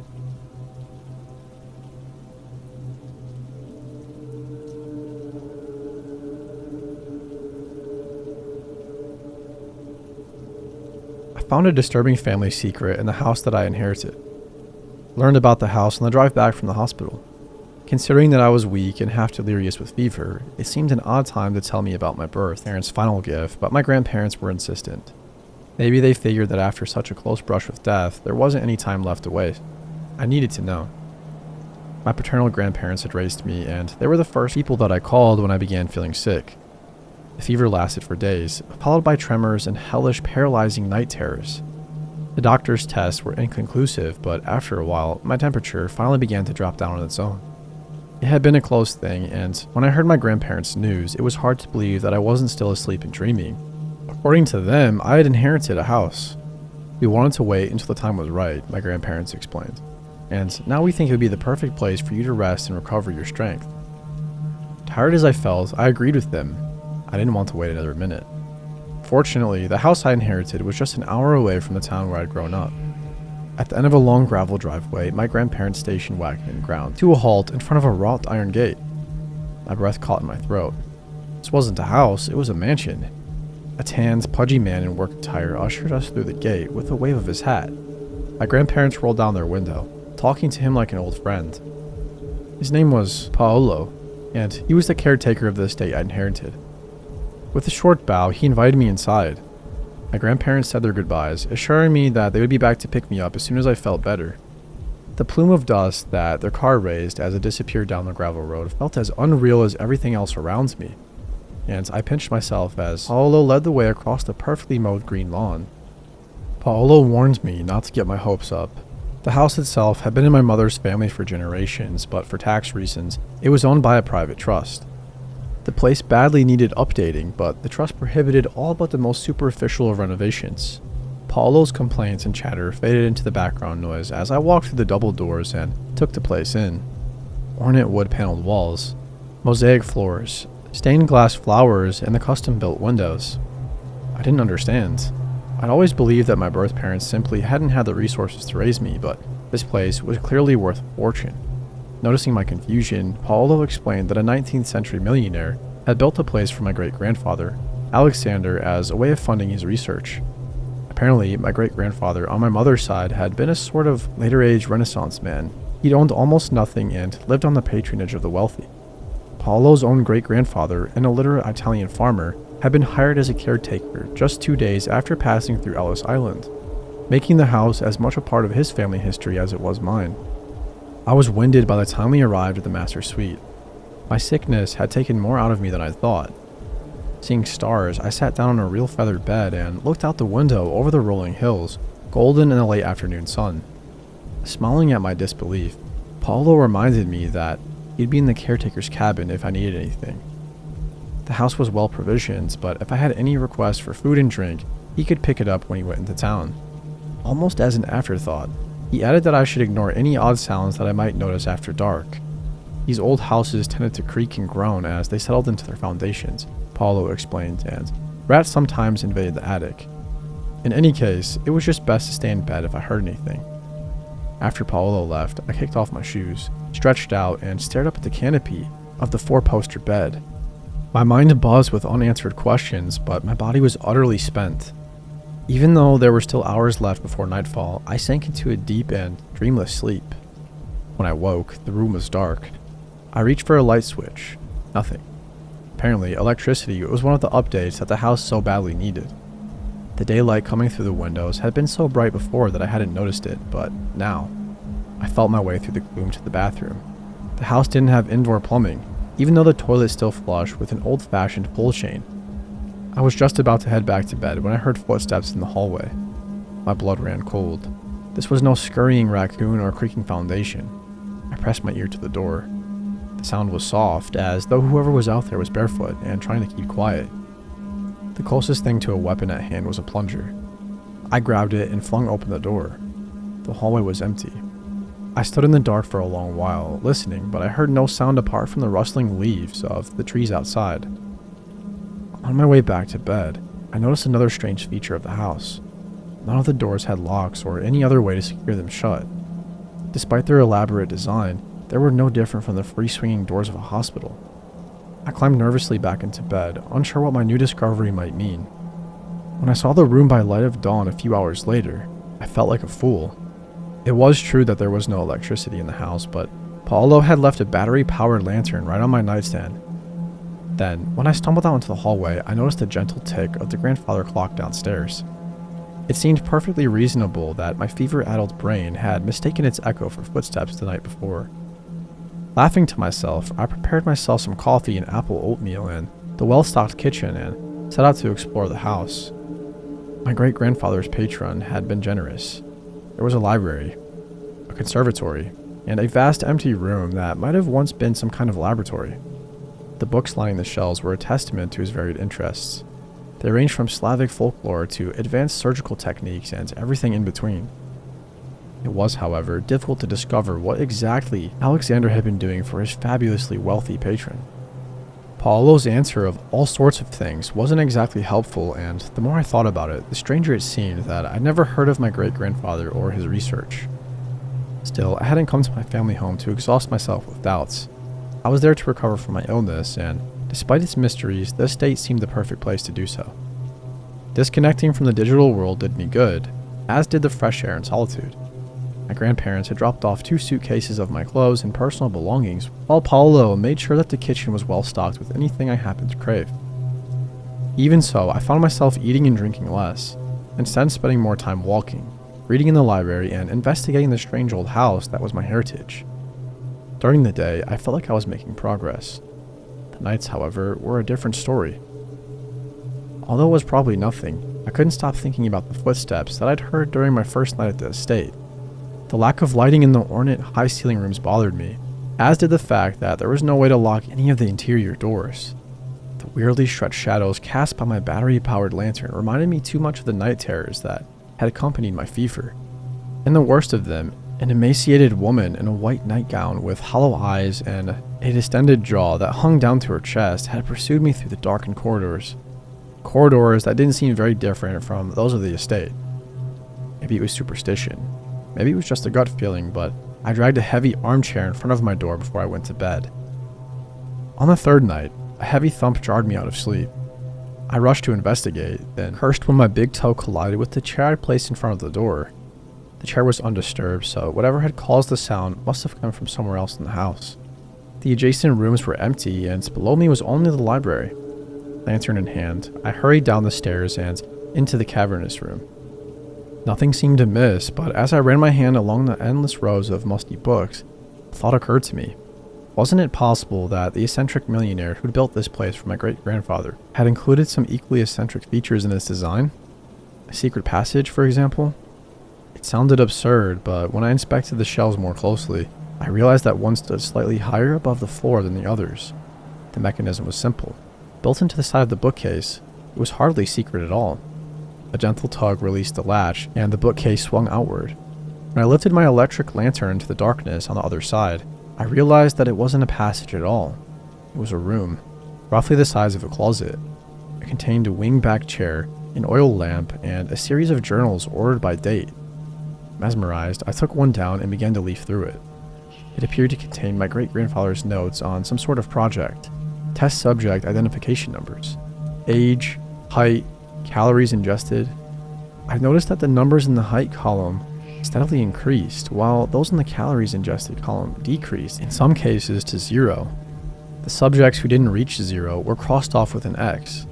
I wondered if they dropped out of the test early or something. Hours later, I had gone through 4 of those weird journals and was still no closer to understanding what my great-grandfather had been trying to do. Some of the pages featured sketches of bizarre machines.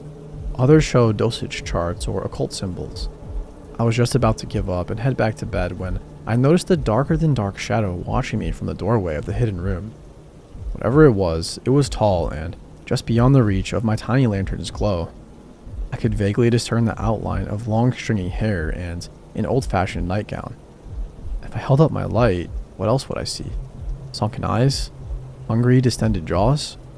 For a long time, neither of us moved, and then the door slammed shut. That's how I learned that at least one room in the house did lock from the outside. Hyperventilating, I looked around the tiny space. There was no way out, and I began to suspect that whatever this place's original purpose had been, it hadn't been used for a study. It had seemed so cozy that I hadn't noticed the smooth soundproof walls or the drain in the concrete floor. It felt like a place where people had been kept against their will, and now here I was, trapped just as they had been. I pounded on the bookshelf door, screaming until my throat was hoarse. Soon, I was leaning dizzily against the door, wondering why my feet looked blurry. I was going to pass out. The sight of a pedal on the floor jolted me out of my panic. Of course, whoever had remodeled the room would have changed the locking mechanism as well. When I leaned my weight against the pedal, the door swung open easily. I tumbled, panting into the library. I was surprised to see that the sun had come up and that Paolo was leaning against the banister, shouting my name. The caretaker claimed to have no knowledge of the hidden room, but he didn't seem very surprised to see me come staggering out of the wall either. Old houses have a lot of secrets, Paolo shrugged, before asking me if there was anything I wanted from town. I had considered asking him about the tall, tangle-haired figure in the nightdress, but last thing I wanted was for him to fear for my sanity. I reminded myself that I experienced strangely similar hallucinations during my sickness, and I was still a long way from complete recovery.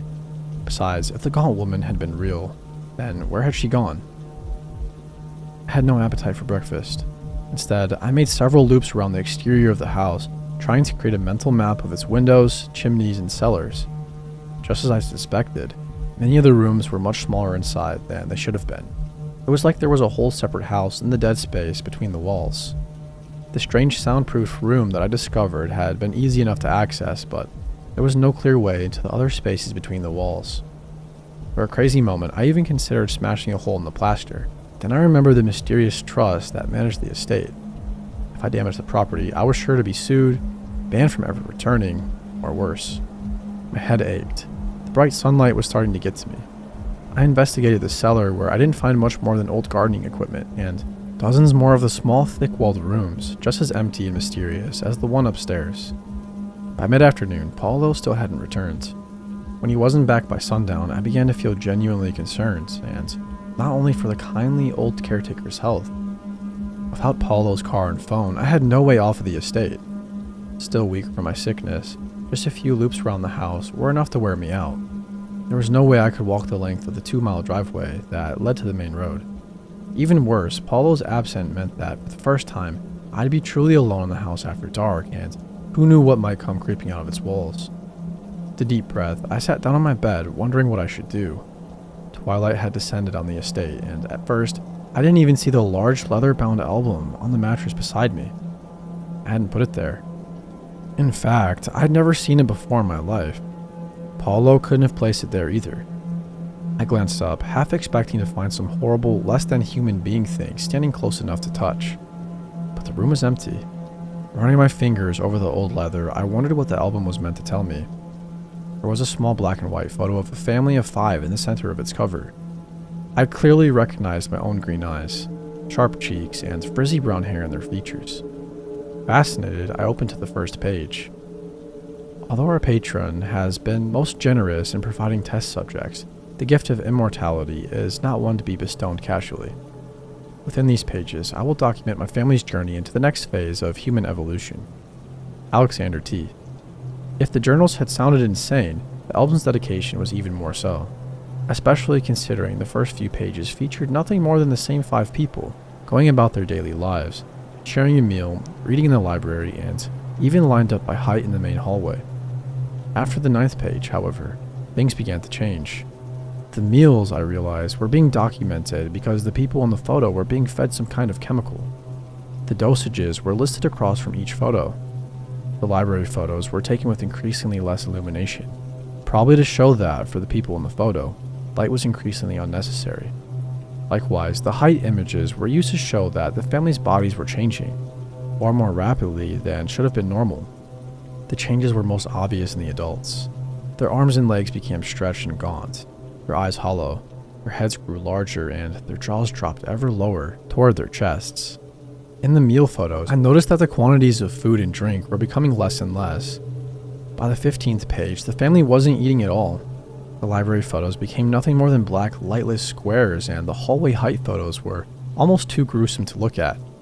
The children continued to look normal, which, in a way, was worse.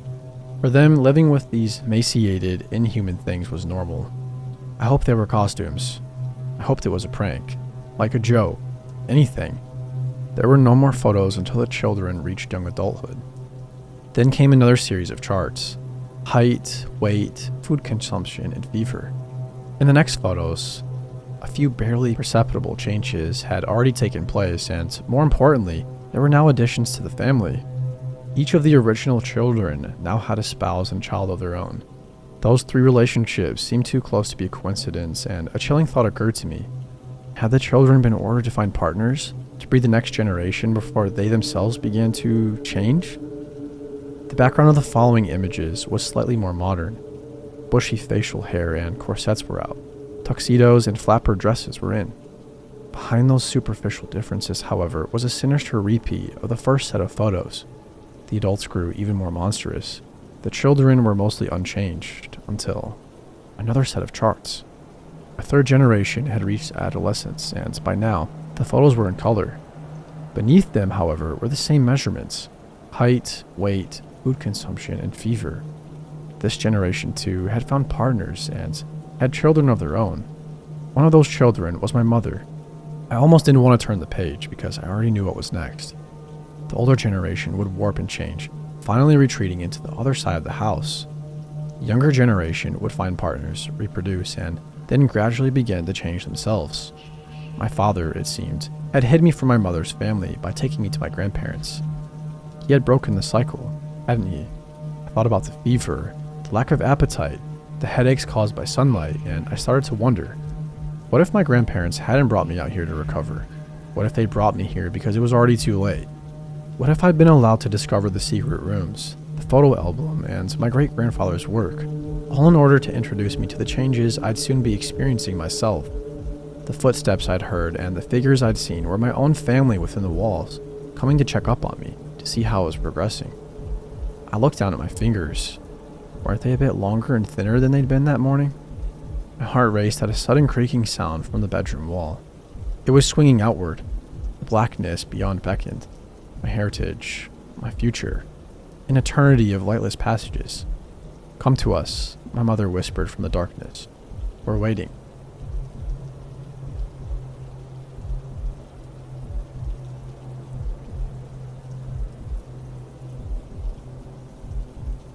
My wife Lynn and I have been together for 6 years and married for 11 months. Our entire history together has been very normal, and never once have I noticed anything weird or red flags. I can't stress enough how out of character this whole thing is for her. Lynn is very kind, intelligent, and thoughtful. She's always been the no-nonsense type of person. Being childish or trying to scare me is not something she'd normally do. She doesn't even like watching horror movies. When we first started dating, she agreed to watch The Shining with me because she knew how much I loved horror. She was so scared that she didn't even make it through half of the movie before we had to turn it off. She isn't into anything creepy and has never been into pranks. It's just not her cup of tea, and that's fine. But that's what's so strange about this. It's just so unlike her. I should also add that she never had any mental health issues, and as far as I'm aware, it doesn't run in her family. I know some people are able to hide their mental health problems, but in the 6 years we've been together, I think I've seen some sort of sign. 2 months ago, I was in the kitchen making myself some coffee before work. I was running a bit late that morning, and I knew I wouldn't be able to make it to Dunkin' Donuts for my usual morning fix. I took a sip of my coffee as I hurried down the hall towards the front door when I happened to notice Lynn peeking at me from around the corner ahead of me. I could only see her eyes and a strand of her long dark hair hanging against the wall. The rest of her body was concealed behind the corner. I nearly spilled my coffee when I saw her. I did burn the shit out of my lips. "Geez, Lynn," I said, wiping a few drops of coffee from my pants. "You scared the shit out of me."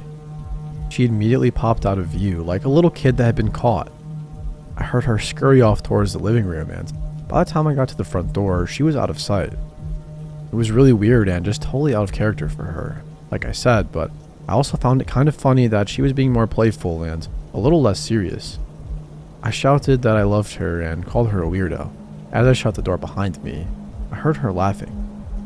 Her behavior was a little bit odd, but it certainly wasn't something to call the priest over. I forgot about it by lunch, and by the time I got home, she was her normal self. I didn't bring it up, and neither did she, and life went on. The next incident happened 3 days later. It was around 2 a.m., and I had woken up to get a drink. I was standing at the kitchen island, jug of OJ in hand, when I felt a strong feeling that I was being watched. For whatever reason, I looked down at the floor and saw my wife's smiling face staring back. She was peeking at me from the other side of the island, staring up at me with wide, unblinking eyes and grinning. Grinning like the Cheshire Cat. I screamed, I'll admit it. Not out of irritation, but fear. For some reason, at that moment, I was scared. At the sound of my scream, Lynn scuttled backwards out of my view, her hands and feet smacking the tile floor as she hurried out of the kitchen on all fours. I didn't run after her or even yell after her.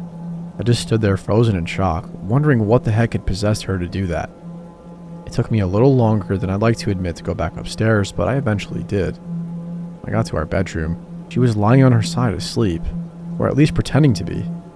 I stood there for a while, watching her breathing to be sure she was really asleep. I had the feeling she might jump out at me the moment I got into bed, but she didn't. I climbed into bed and she didn't even move. Her breathing was soft and deep, and I was starting to wonder if I dreamt the whole thing. The next morning, I waited for her to come down for coffee, and after handing her a mug and kissing her cheek, I decided to ask her about it. "What was that about last night?" I asked, keeping my tone light so I didn't offend or embarrass her. She frowned over her cup of coffee, shaking her head like she had no clue what I was referring to. "You were peeking at me again. From over there," I said, pointing to the spot on the floor by the kitchen island. She followed my gaze, and when she looked back at me, she bursted out laughing. She laughed so hard that I couldn't help but join her. "You creep me the heck out sometimes, you know that?" I said. She giggled and set her cup on the counter and wrapped her arms around my neck. "You creep me out all the time, so I guess we're even," she teased. We said our goodbyes and left for work. As I drove, I kept thinking about how creepy it had been, seeing her grinning at me from behind the island like that. The sounds her hands made on the floor as she crawled away. I told myself she was just trying to be silly, just trying to join me on my love of all things horror. It's not like I was afraid of her, but it still didn't sit right with me. I started seeing her peeking at me more and more. Sometimes she'd be peeking out from behind the couch or the living room curtains. Once, she even managed to get inside her grandmother's old trunk that sits at the foot of our bed. I might not have even known she was there at all had the trunk's old hinges not have given her away. She'd had the lid propped up just enough so that only half of her face peeked through. She had been grinning like an excited toddler. It was unnerving. I didn't even know what to say to her. All I could do was stare. When I finally found my voice, I asked her why on earth she was doing this. She didn't answer, but she had slowly closed the lid, shutting herself inside the trunk. I just walked away, feeling disturbed. I didn't understand why she was doing it, but it clearly made her happy. I just hoped she would tire of the game quickly. Lynn didn't peek at me for the next 2 weeks. I started to think she was done with her weird prank, and I was relieved. We were watching a show on Netflix one night, and I jokingly said that I hadn't seen her peeking at me lately, and that she must have given up on her spy game. She looked up at me with a small smile and said, "Maybe I've just gotten better at it." I didn't say anything, but I wondered whether or not she was joking. For the next few days, I couldn't stop thinking about what she'd said. Was she still peeking at me when I wasn't looking and I just hadn't noticed? And if so, what the heck was she getting out of this? I started to feel paranoid, constantly checking whether she was watching from around the corner or behind a door. I was jumpy whenever I was home and she wasn't in full view of me. I felt stupid and a little crazy. But after a few weeks without another incident, I began to relax. I stopped checking behind furniture and walls and told myself it was just a bad memory. Then a few days ago, things got so much worse. Lynn left to go to a friend's and I lounged on the couch and played a couple of games on my laptop. Around 9 p.m., I hopped in the shower and I was washing the soap from my hair. I felt that awful feeling that I was being watched. I slowly opened my eyes and almost had a heart attack. Lynn was peeking from behind the shower curtain. An entire head stretched into the shower, leaving just her body outside. Her long dark hair hung against the curtain, the end dripping with water. Her mouth hung open in a terrible grin, eyes wide and red as if she hadn't blinked in a while. I screamed and jumped back against the wall. She didn't move, nor did her smile waver. Her makeup ran down her cheeks in 2 black streaks. She looked giddy and completely deranged. I was terrified. We stood like that for a few moments, neither of us saying a word. Finally, after what felt like forever, she slowly pulled her head back out of the shower and I watched her blurry figure through the curtain as she moved backwards towards the bathroom door. A second later, the bathroom door slammed shut, hard enough to rattle the mirror. I screamed again and jumped out of the shower to lock the door. I stayed inside the bathroom for over an hour. Maybe I overreacted to some of you, but joke or not, I wasn't going to put up with the crazy shit anymore. That's what I kept telling myself as I paced in my bathroom, stopping to listen at the door every few minutes. Suddenly, I heard a muffled sound and I pressed my ear against the bathroom door, straining to listen. I couldn't hear anything, but I envisioned Lynn standing on the other side of the door, giggling at her joke. I felt a surge of anger. I was beyond pissed at being made to feel scared in my own house and made to hide in the bathroom for an hour. All for what? Some joke? If it was a joke, it was an awful one. "What the heck, Lynn?" I snapped. "This is getting really annoying." I waited for her to apologize or to call me a jerk, but instead, I heard a faint moan. So quiet that I wondered if I heard it at all. Then complete silence. "Lynn," I called out, not able to even hide the shakiness in my voice. I got no response. Just my own heavy breathing. "I swear, just stop it," I yelled, pounding my fist on the door. I waited for her to cuss me out, something I would expect from me talking to her like that. I had never screamed at her before.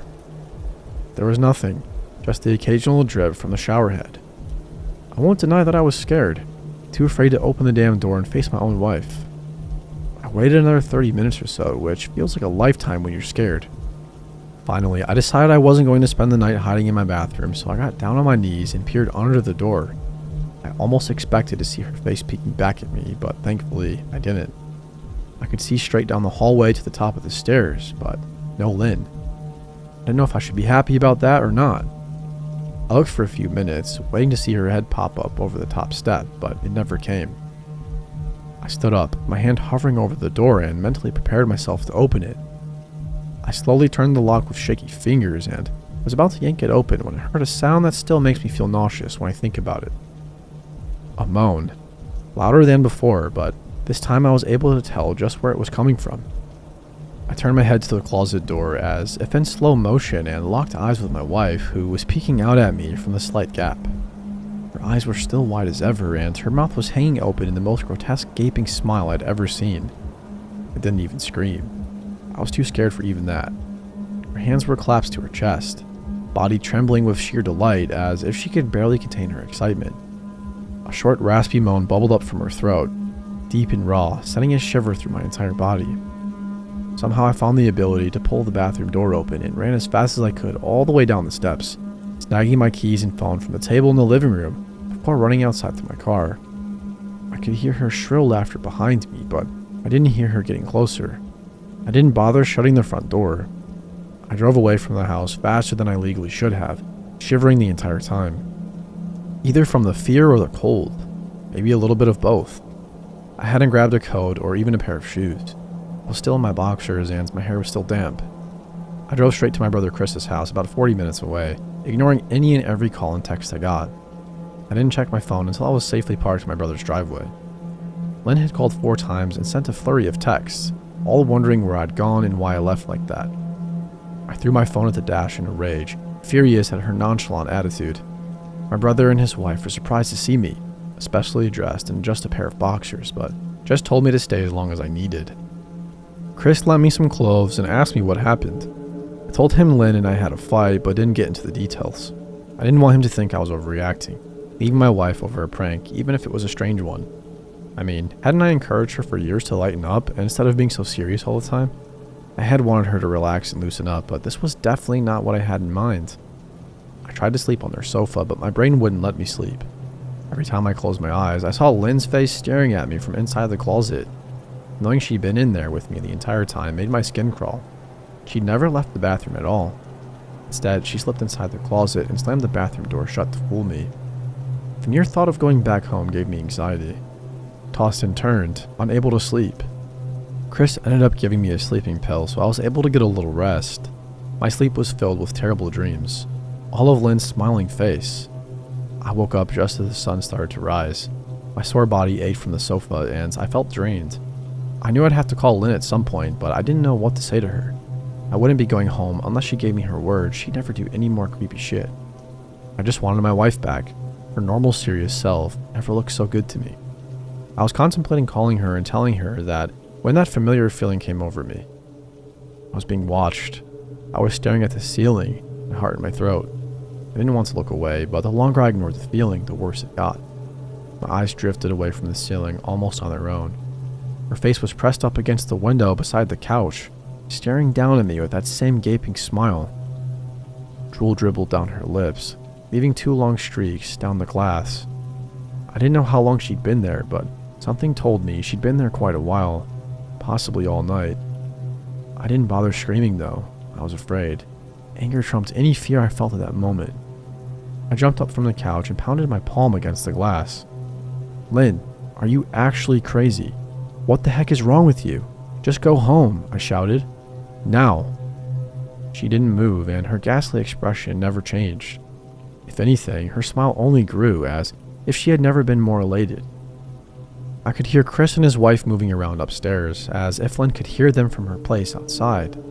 Her head twitched slightly in their direction and she began to close her mouth slowly. Chris called my name from upstairs, obviously concerned.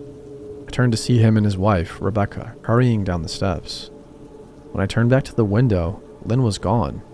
The only sign she'd been there at all was the last 2 streaks of drool still dripping down the glass. I tried explaining to Chris and Rebecca about waking up to see Lynn watching me through their window. They were skeptical. Who wouldn't be? Chris and I went outside to the spot in front of the window, but there were no footprints in the dirt, just a slight indent. Animal, probably, Chris gasped, and I didn't argue.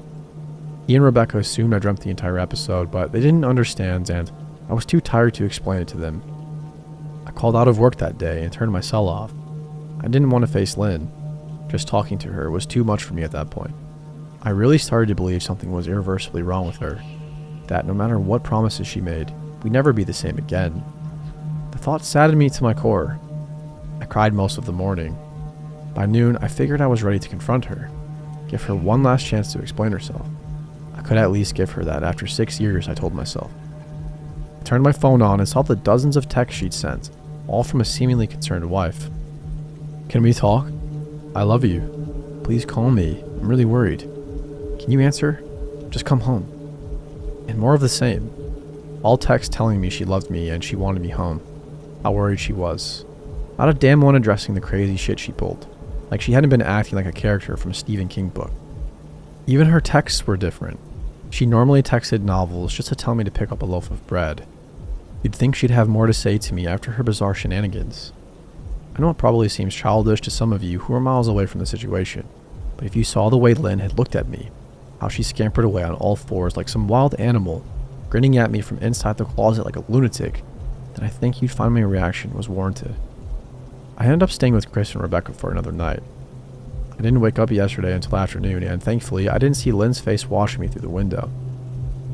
I don't want to pry because it's not my place.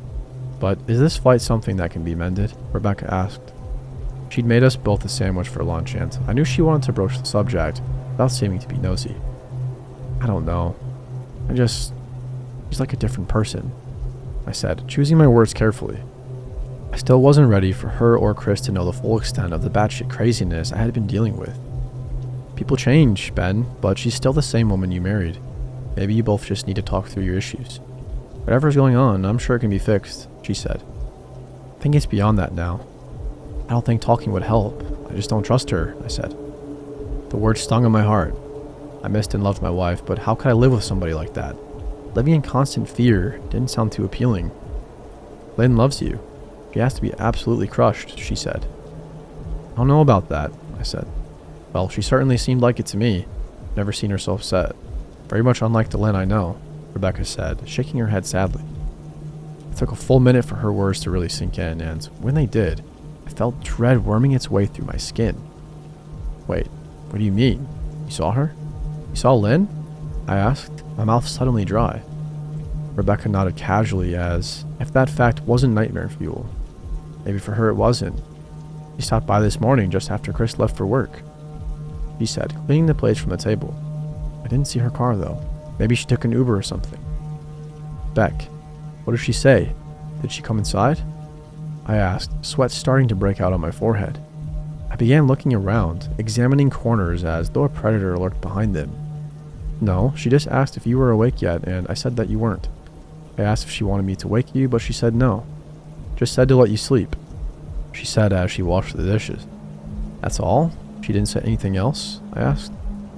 No, she looked awful though, like she hadn't slept in days. I think you should call her. I got up from the table and thanked Rebecca for lunch. I felt a little bit better at the knowledge that at least she hadn't come inside. Still, I needed to double check that the doors were locked. I sat for a while trying to figure out what to do next. I didn't want to go home, but I felt that I owed it to Lynn to help her if I could. Hadn't I sworn an oath to love and honor her in sickness and in health? Clearly, she was very sick. If she was sick, which I truly believe she was, I had to try and get her the help she needed, but I didn't even know where to start. I didn't want to call the police, and besides, what the heck was I going to tell them? That my wife was peeking at me? That she was being creepy? As bizarre as she'd been, she still hadn't committed any crime. Not yet. The police would have probably said that I was overreacting, but this wasn't some prank. It felt wrong, dangerous even, like something sinister lurked beneath her smile. I knew as her husband, I was well within my rights to have her committed, but what if she simply acted normal in their presence? She'd obviously been able to fool Rebecca into thinking she was just a concerned wife. As long as the doctors didn't find her a danger to herself or others, they'd have no choice but to release her after 72 hours. I felt lost and overwhelmed, so I did what any husband in my position would do. Called her mother. I didn't want to, believe me. Her mother, Mary Ann, and I were never on the best terms. We never fought or anything like that, though. She just wasn't a very warm person and wasn't really easy to get along with. She hardly ever smiled, and when she did, only her lips would move into a thin-lipped smile, leaving her eyes as blank as before. She gave off this aura that felt like she was permanently on the offensive. I only met her twice, and both times were such short visits. Got the impression she didn't approve of me or for her daughter. Lynn always ushered us out quickly, as she didn't want me to feel uncomfortable, which I was grateful for. Being in her mother's company felt almost unbearable, like walking on glass. I was glad when we moved 3 states away, so we didn't have to see her often. I was happy to avoid the woman, but I needed her help. I really didn't want to talk to her at all, but I had to talk to somebody, and somebody who knew Lynn better than I did. So I grit my teeth and did what I had to do. Yes, she answered, already sounding irritated. Marianne, it's me, Ben. Do you have a minute to talk? I asked. I could hear her cluck her tongue in irritation. I'm in the middle of writing some checks, but if you insist, I suppose I can spare a moment. What is it that you want to discuss, Benjamin? It's about Lynn. He's been acting strange, and I was wondering if you had any idea whether there was something... I was quickly interrupted. It's a bit difficult to follow your rambling, Benjamin. What is it that you want from me? She asked. I could almost see her standing there in her thin sweater and slacks, tapping her fingernails impatiently on the table. I wanted to know if you've ever noticed any odd behavior or possibly any mental health issues, I asked. There was a long, uncomfortable pause that I couldn't tell was because she was just thinking or something else. Finally, after a few seconds, she spoke. I'm not sure if this is one of your jokes, but if so, I don't find the humor in it. Now, I do have business to attend to, as I've said, so if you don't mind, she said, but I cut her off before she could get rid of me. Marianne, it's not a joke. I'm sincerely concerned about Lynn's mental health. Her behavior has been very erratic lately. I'm very worried about her, and I figured as her mother, you would be as well, I said, my frustration evident in my voice. If you are truly concerned, then I suggest you get the health professionals involved. I don't know what you'd expect of me, she snapped. I could tell she was seconds away from hanging up, and for some reason I was desperate not to let her. I had the feeling that she knew a lot more than she was letting on. Please, if not for me, do it for Lynn, I tried. I heard a faint, shaky intake of breath as if she were trying to hold her steeply persona together, but failing. Marianne? What's wrong? I started. Benjamin, I don't know what to tell you. My only advice would be to seek professional help. Please do not call here again. Goodbye. I tried to call out to her, but she hung up. I tried to wrap my head around the call and her refusal to help me. Even if she didn't like me, why wouldn't she want to help her own daughter? I couldn't understand that. I tried to replay the conversation, desperate to find something I missed. After a while, I almost gave up until I remembered her last words to me. Seek professional help. She said those words with a bit of urgency. I could have just been grasping at straws, but no.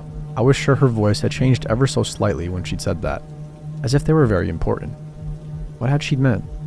I assumed she'd been referring to medical professionals, but maybe she was referring to somebody else. Somebody that she didn't, for some reason, feel comfortable saying directly. Or maybe I was just desperate. I waited for Chris to get home, and after a very long and exhausting conversation with him and Rebecca, I convinced him that Lynn truly needed psychiatric help. I didn't tell them everything. I wasn't prepared to go into it yet, but I told them about our last encounter, how she'd hide in the bathroom, peeking at me from the closet. They were obviously shocked, but thankfully they believed me. They too just wanted to help her. Still, they didn't think that it was all that serious. Weird maybe, but not dangerous. They just kept saying that Lynn had to be playing some kind of weird joke. Maybe for YouTube? Rebecca offered. If only half-heartedly. Chris didn't think we should involve the police just yet. He offered instead to go with me, and I readily accepted. He reasoned that calmly talking to her and trying to coax her into going willingly was the best recourse. I agreed to do it this way. At least I wouldn't be going into that house alone. We drove over this morning, just after breakfast. There was no way I was going at night. When we pulled into the driveway, my stomach began doing somersaults. Her car wasn't there, but I still hadn't let my guard down. The front door was ajar, and for a split second, I thought we'd see her eyes staring through the gap. I was shaking and starting to sweat. Chris, however, was fine. He waited for me to open the door, his hands in his pockets like he was going on a stroll through the park. I envied his ignorance. I pushed the door open and was immediately hit with a stench of rot. Chris smelled it too, and he walked in the house behind me with his nose scrunched up. What do you guys use to clean the floors around here? Damn, Chris mumbled. Shut up, I said, my eyes darting around for any signs of Lynn. The house was deadly quiet and dark despite it being 10 in the morning. All the curtains were closed up tight, refusing to allow any sunlight inside. If I hadn't left it just 2 days prior, I'd have thought the house to be abandoned. We moved through each room, carefully checking any place that she might hide, occasionally calling her name. Why the heck are you looking under the couch? Chris asked eventually. Aren't we looking for your wife? He was looking at me like I was a moron. Let's just go upstairs, I whispered. He shook his head but followed me upstairs to check the bathroom and spare bedroom. On the way up, my shoes crunched over pieces of glass that looked to be littered over a few of the steps. I noticed that one of Lynn and my wedding portraits that hung on the wall along the staircase had been smashed. The frame hung crookedly, all the glass removed. I stared at the picture, a lump forming in my throat. We had taken the photo just after leaving the church, after saying our vows. She looked so beautiful in her white gown. I looked at Lynn's beautiful face. I never dreamed her face would ever be a source of terror for me. I climbed the rest of the steps and checked the spared bedroom, but it looked completely untouched. I was hesitant to go into the bathroom, my fear from that night coming back to me all at once. Chris noticed and offered to go in by himself, but I couldn't let him do that. We walked in together, checking the closet and the shower. The bathroom looked as if it hadn't been touched since the night I left. "I don't think she's here, Ben. Why don't you pack some clothes and we'll try coming back tomorrow or something," Chris said. I nodded and went into our bedroom and shoved some clothes into a duffel bag. When I checked inside our closet, I came across the source of the smell and gagged. Chris took one look and lost all color in his face. He had to go stand by the stairs to get away from the sight and smell. I gazed down in shock at what lay inside my bedroom closet. Soaking into the rug were at least a dozen eyeballs, all carefully laid out in pairs. Some were as large as a quarter, while others were as tiny as a marble. I stared down at the eyes she'd collected from small animals, and I wondered how she'd gotten them, and shuddered at the thought. Man, I thought I had it bad with Becca's shoe addiction. "But crap, your wife's in here collecting eyeballs," Chris said, gagging. "Ben, I think we should go," he called from the hall. "I'm getting nauseous." Alright. I grabbed my duffel and shut the closet door on my new nightmare. I stepped out into the hall and took a deep breath of air. I could taste the rot on my tongue and I couldn't help but gag. "Who the heck lines up eyeballs in their closet like that?" Chris mumbled. "I tried to tell you, she needs help," I said. "She doesn't need help, Ben. She needs an exorcist. Coming or what? I can't stand the smell." His words died in his throat and his eyes grew wide with fear. I didn't ask him why. I could feel it. Somebody was watching me, and I didn't think it was the eyes in the closet. I turned around, my eyes slowly scanning the bedroom. "Shit," I whispered, as I finally saw what we'd missed. Under the bed, curled on her side, watching us with the excitement of a kid on Christmas morning, was my wife. She held her hands together just under my chin, and they were shaking eagerly. Now that she knew she'd been found, I could hear the quiet noises she was making. A sort of hiccuping sound in her throat, as if the excitement was just too much for her. It was unnerving to say the least. Wide eyes and that same huge smile. Everything in me told me to run, but I forced it away. This was my wife. No matter how twisted she was, still the woman I married. I had to help her. "Lynn," I said softly. She didn't respond, but her head bobbed back and forth in two quick little movements as if she were nodding. "Hey, I just want to help, okay? Can you let me do that?" I asked. I had taken a single step forward, approaching her like some kind of dangerous animal. "I love you, Lynn," I said softly, taking another step closer. She let a tiny moan escape her wide open mouth, and I had to resist the urge to run. Her shoulders were starting to quiver, and her eyes grew as large as saucers. I crouched down so I could see her better and immediately saw the blood. Her hands were covered in it. They trembled more the closer I got, as if she was barely able to contain herself. Are you hurt? You're bleeding," I said. She bobbed her head again, her bloody fingers moving up and down as if playing an invisible piano. They occasionally grazed her chin, leaving smears of blood on her skin. I wanted to recoil in disgust. The smell that was coming off of her was revolting. I could feel the vomit trying to climb up my throat. Her lips were dry and stretched thin, blood seeping between the crack. I knew she wouldn't come out on her own, but I didn't want to leave her in the state she was in.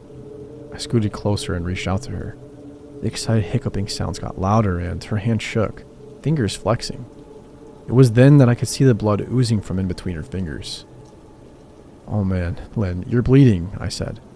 Instinctively, I reached out to take her hand, but before I could even touch her, her hand sprang out towards me. A sharp pain shot through my arm and I fell back on my ass. My arm burned and I could see the blood dripping down onto the carpet. I looked back at her in shock and saw her grinning madly, fingers clutching a large shard of glass. "Are you alright in there?" Chris asked from behind me. I turned my head slightly and nodded to him, cradling my arm to my chest.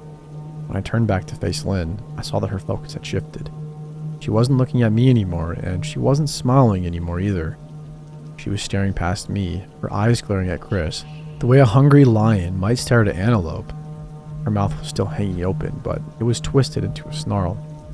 I got to my feet and began walking backwards down the hall, ready to take my eyes off of her. "Are you bleeding?" Chris asked. The moment the words left his mouth, Lynn started scooting out fast from under the bed, the glass shard still in her fist. "Chris, run! Go!" I yelled. He must have been too afraid to move because a second later I felt my back bump into him. He was still standing at the top of the stairs, staring at the horror that was my wife. Lynn had crawled completely out from under the bed and stood in the bedroom doorway, her face twisted in rage. Her whole body was visibly tense. Blood ran down her fingers and onto the floor. "Lynn," Chris said, "You, playing hide and seek?" I reached back and pushed him towards the steps. "Move your ass now, Chris," I said as quietly but firmly as I could. Lynn bobbed her head in fast, sharp motions and began to grin, stretching her mouth open wider and wider so that her chin seemed to touch her chest. I heard Chris mutter a prayer, and then he was running down the stairs.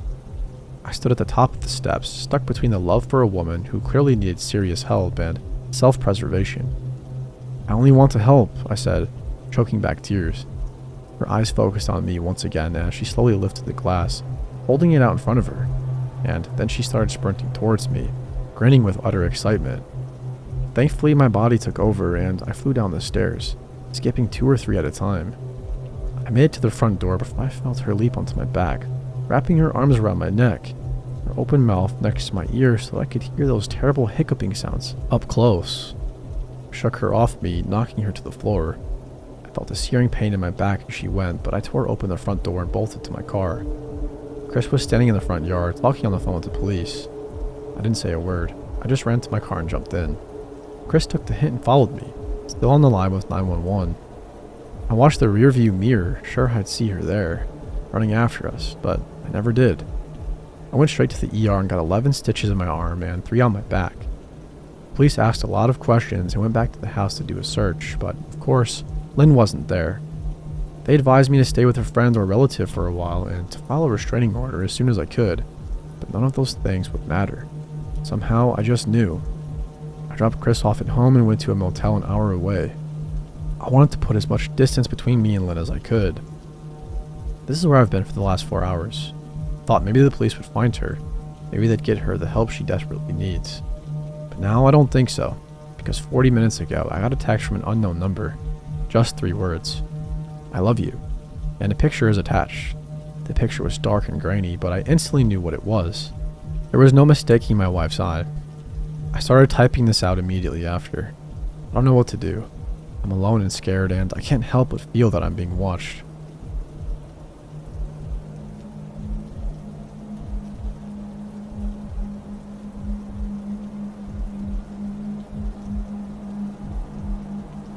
Alright, let me just try to recall this as best as I can. It happened a while back, and I try not to think about it more than I have to.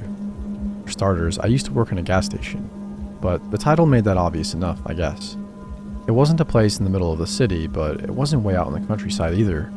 It was one of those awkward in-between areas where mostly it's just low-end houses, fast food joints, and gas stations like the one that hired me. The station was on a 2-lane road that wasn't far from a major highway, and you got a lot of people stopping in for gas who were on their way to the beach or passing through for the weekends on their way to the cities around us. Typical of any gas station, like the one I worked at, if I do say so myself. But you see, that was during normal hours. Once the sun went down, that was when the fun really started. That was when all the freaks showed up. Late at night, all the shadier customers would show their repulsive faces. Drunks would stumble through the doors and keep on going right for the back wall, where we kept all the alcohol. Teenagers would slink in, trying to buy cigarettes. I'd ID all of them, and some of the cars they showed me looked fake, and some didn't. To be honest with you, I didn't really care. If they wanted to wreck their health, it was their business. Potheads would wander in too and load up on chips and ice cream. And man, the ones who would buy ice cream were a funny bunch. More often than not, they'd ask for a spoon with their ice cream, and we only had the crappy plastic kind. I had one idiot stand there for 20 minutes trying to scoop the dessert into his mouth with one of those bendy spoons. One time, a guy shoplifted from a store right in front of me around midnight.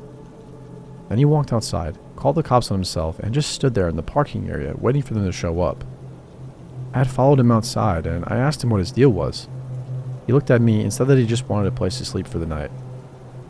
I really hadn't expected that, but I told him that if he wanted to sell the story, then he should keep running. That he did. He walked off the property and down the small road. I heard sirens not long after. But I suppose I should tell you about the big one. The weirdo who made me quit that job. I have a tendency to ramble, and like I said, I tried not to think too much about this guy. It was another graveyard shift. Another night of my life spent behind a cheap wooden counter. I was pissing my life away, but I was doing it for some money, so it was all good. And I was better off than most of the people who walked through those doors anyway. It was 2:20 a.m. or so.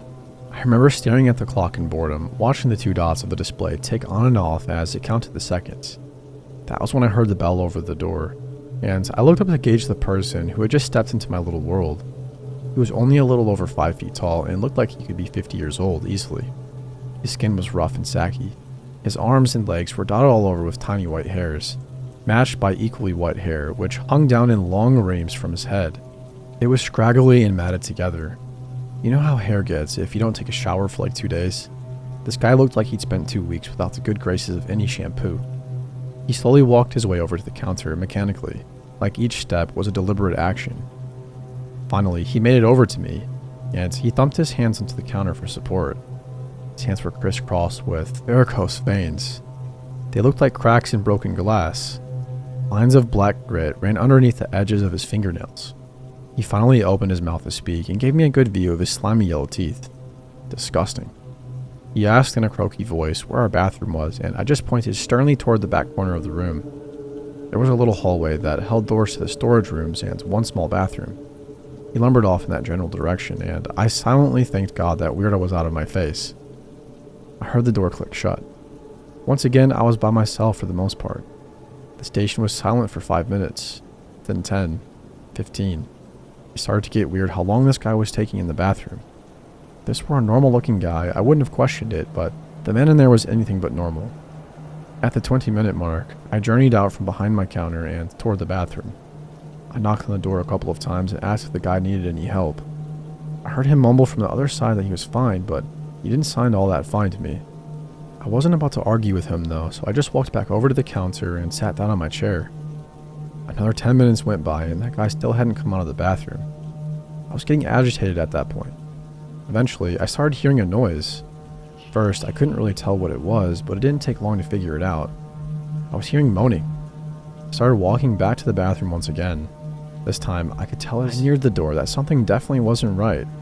It sounded like the man was in pain, maybe even afraid. Sheepishly, I knocked on the door once again, and for a while I didn't get a response. But eventually the man manages to choke out 2 simple words. Help me. His moaning was getting louder and turning to yelling.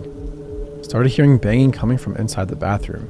I could even feel it shake the floor just a little. I went for the knob, but of course, the man had locked himself in the bathroom and hadn't gotten around to actually trying to unlock it. I was panicking a little. I didn't know if this was just a bad case of the runs or something like that, or if it was something more serious.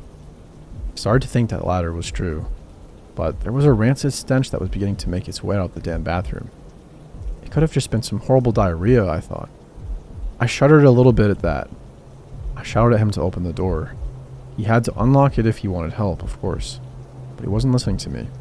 He had started babbling some incoherent nonsense about how he had to keep the door locked because he was only safe in that room. They were coming for him, he said. I shouted at him to unlock the door, but he was off on a horrible tangent about how they were coming for him and how they had finally figured him out. All the while, his slurred speech was punctuated by cries for help. He just kept shouting for help. I kept hearing banging. I was freaked out, and in that moment, I didn't figure I had the time to call the cops or anything like that. The man's speech was trailing off, and he sounded like he was in a very bad way. I'd like to say that I didn't freak out, that I knew what to do and handle the situation in a respectable way, but I did none of that. I spent the next probably 5 minutes pacing in that little hallway, my hands pressed to my head in desperation while I tried to think of something, anything to do. The man's yelling and flailing had stopped, I noticed, and I was desperate to do something. Finally, I was struck with inspiration. I went into the storage room next to me and I grabbed a rolling dolly that we used to move some of the heavier crates around. I rushed back into the hallway and with all the force I could muster, which must have been a lot thanks to adrenaline, bashed the door wide open. The smell that hit me almost made me throw up right then and there. I dropped the rolling dolly and stumbled away from the room gagging. I almost fell over, but I steadied myself on a wine shelf. I had to take a moment to catch myself, and it felt like I was going insane.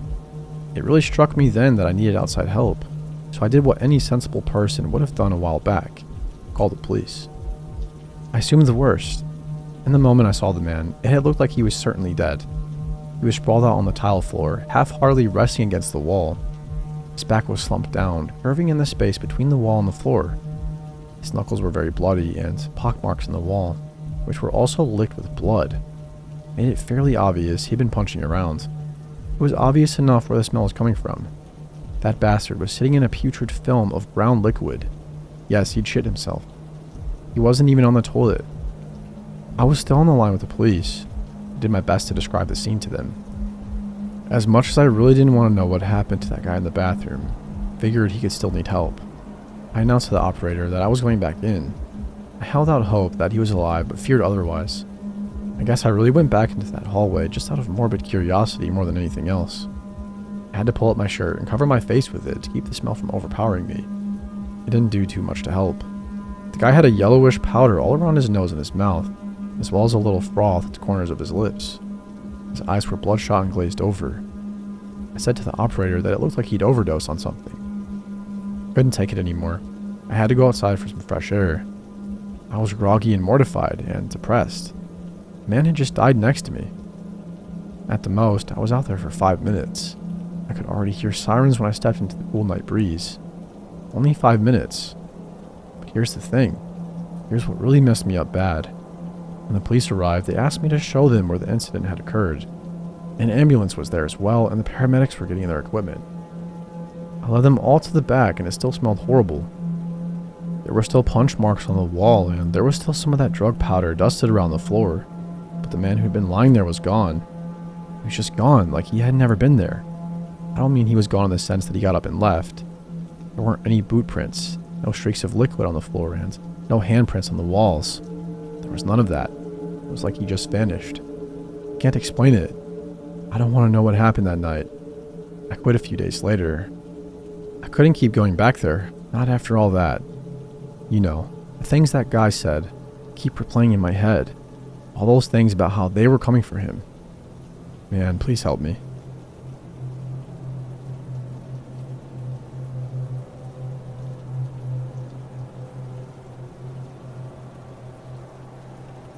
I'm looking for anyone who attended the midnight showing of Noises Off at the Blank Theater on May 6, 2003.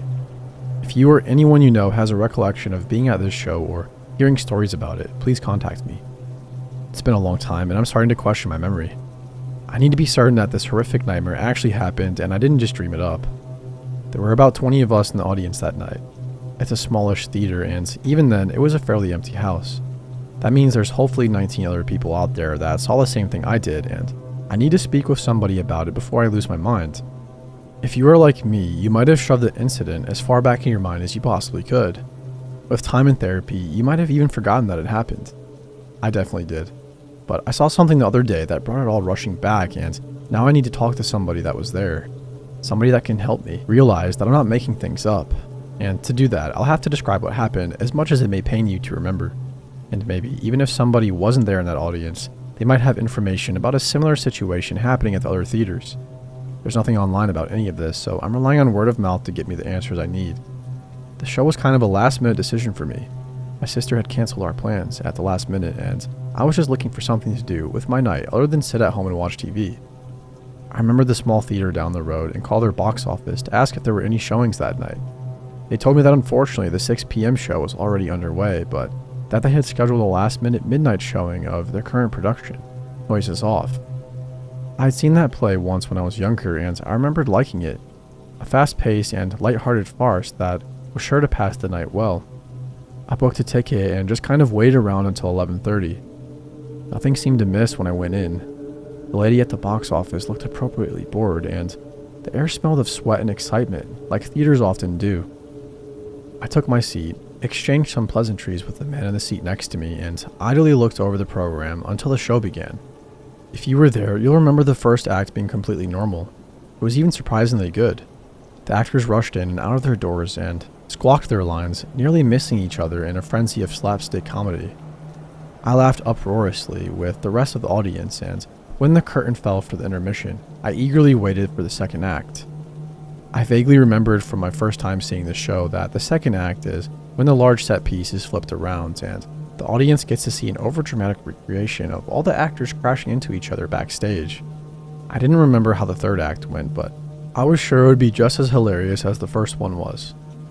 But when the curtain opened, the set piece still faced forwards, and there was only silence for a few moments. I looked around and saw a mix of expectant and confused faces. I can only assume that some of you who were there had also seen the play before and were expecting what I just described as the second act. The silence stretched on for an uncomfortable amount of time, and then one of the doors on the set slammed open. An actress appeared, exactly the same as the opening lines of the first act, but she wasn't standing up or walking of her own accord.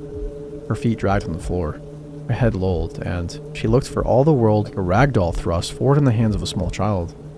Her mouth opened and closed rapidly, but the voice that I heard didn't sound right. It sounded hoarse and mocking, like somebody doing a stupid character voice for a puppet they were dancing across the table.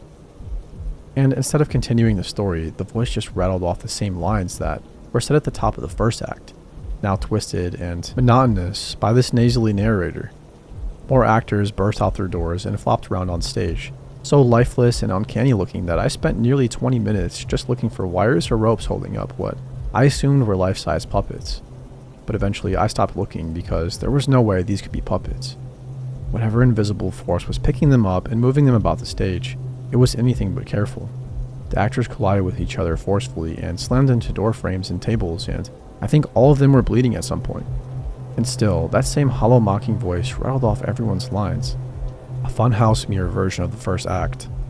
I don't know when I realized I needed to leave, but it was about 2 seconds before I realized that I couldn't move, not even to turn my head and look at the other people in the audience. I strained my eyes to the right, trying to see anyone out of my peripheral vision, but eventually it started hurting, and I returned my eyes to the nightmare that was happening on stage. There weren't any words anymore, or even any semblance of the show left at all. The nasally voice was just now laughing endlessly, and the actors continued to slam into each other, the sickening crunch of their bloodied faces echoing in my ears. I tried to close my eyes, and when I realized that I couldn't even do that, tears started streaming down my face.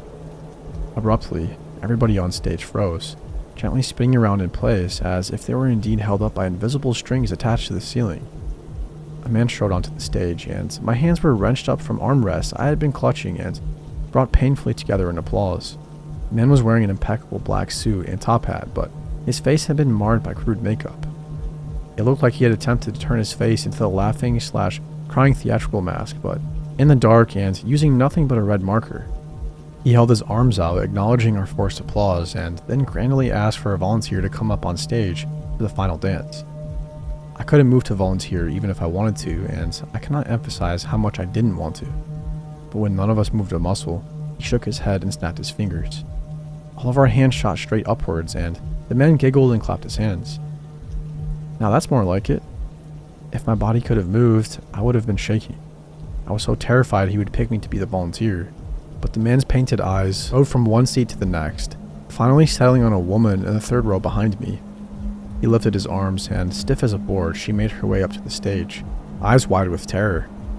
Her toes trailed on the ground as she floated, carried by the same unseen force, to rest slightly downstage of the man in the suit. He rotated her once around, making a show of the gesture with flourishes of his hands. Grinning, he spoke to her and to everybody in the room. "May I have this dance, madam?" And with that, he took his left hand and plunged it into the small of her back. She gasped and arched forward slightly, and I could see a tear fall from her eyes before they turned as glassy and lifeless as the rest of the human puppets that still dangled on the stage. The dance was horrific, a twisting and wrenching of limbs that should have been impossible for the human body to achieve. But they all did it in unison, slowly and painfully up on the stage while we watched. For once, I was glad that I couldn't move, glad that I didn't have to take part in that terrifying imitation of a dance. After what felt like hours, the dance finished. The man in the suit brought all of our hands together in another stinging round of applause. And then all at once, I felt my body rise out of the chair. Like the woman had floated to the stage, we all floated single file out of the theater. I couldn't turn my head, but out of the corner of my eye, I saw one last thing that made my stomach turn. The suited man was walking nonchalantly backstage, and with a flick of his hand, every lifeless floating puppet crumpled heavily to the floor, bodies landing with a sickening crunch. I woke up in my bed the next day, half convinced that everything had been a nightmare. And for years, that's what I tried to tell myself. Nothing but a nightmare. That is, until last night. I live in a different neighborhood now, but one that also contains a theater. I was walking home past the theater last night and saw that there were posters up for noises off.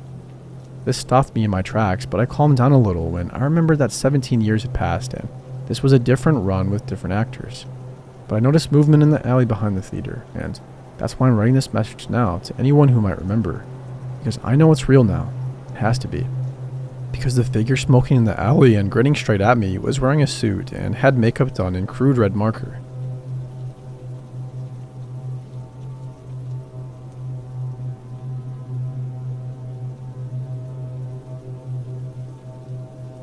I was on duty when Jeremy Tellison came into the station.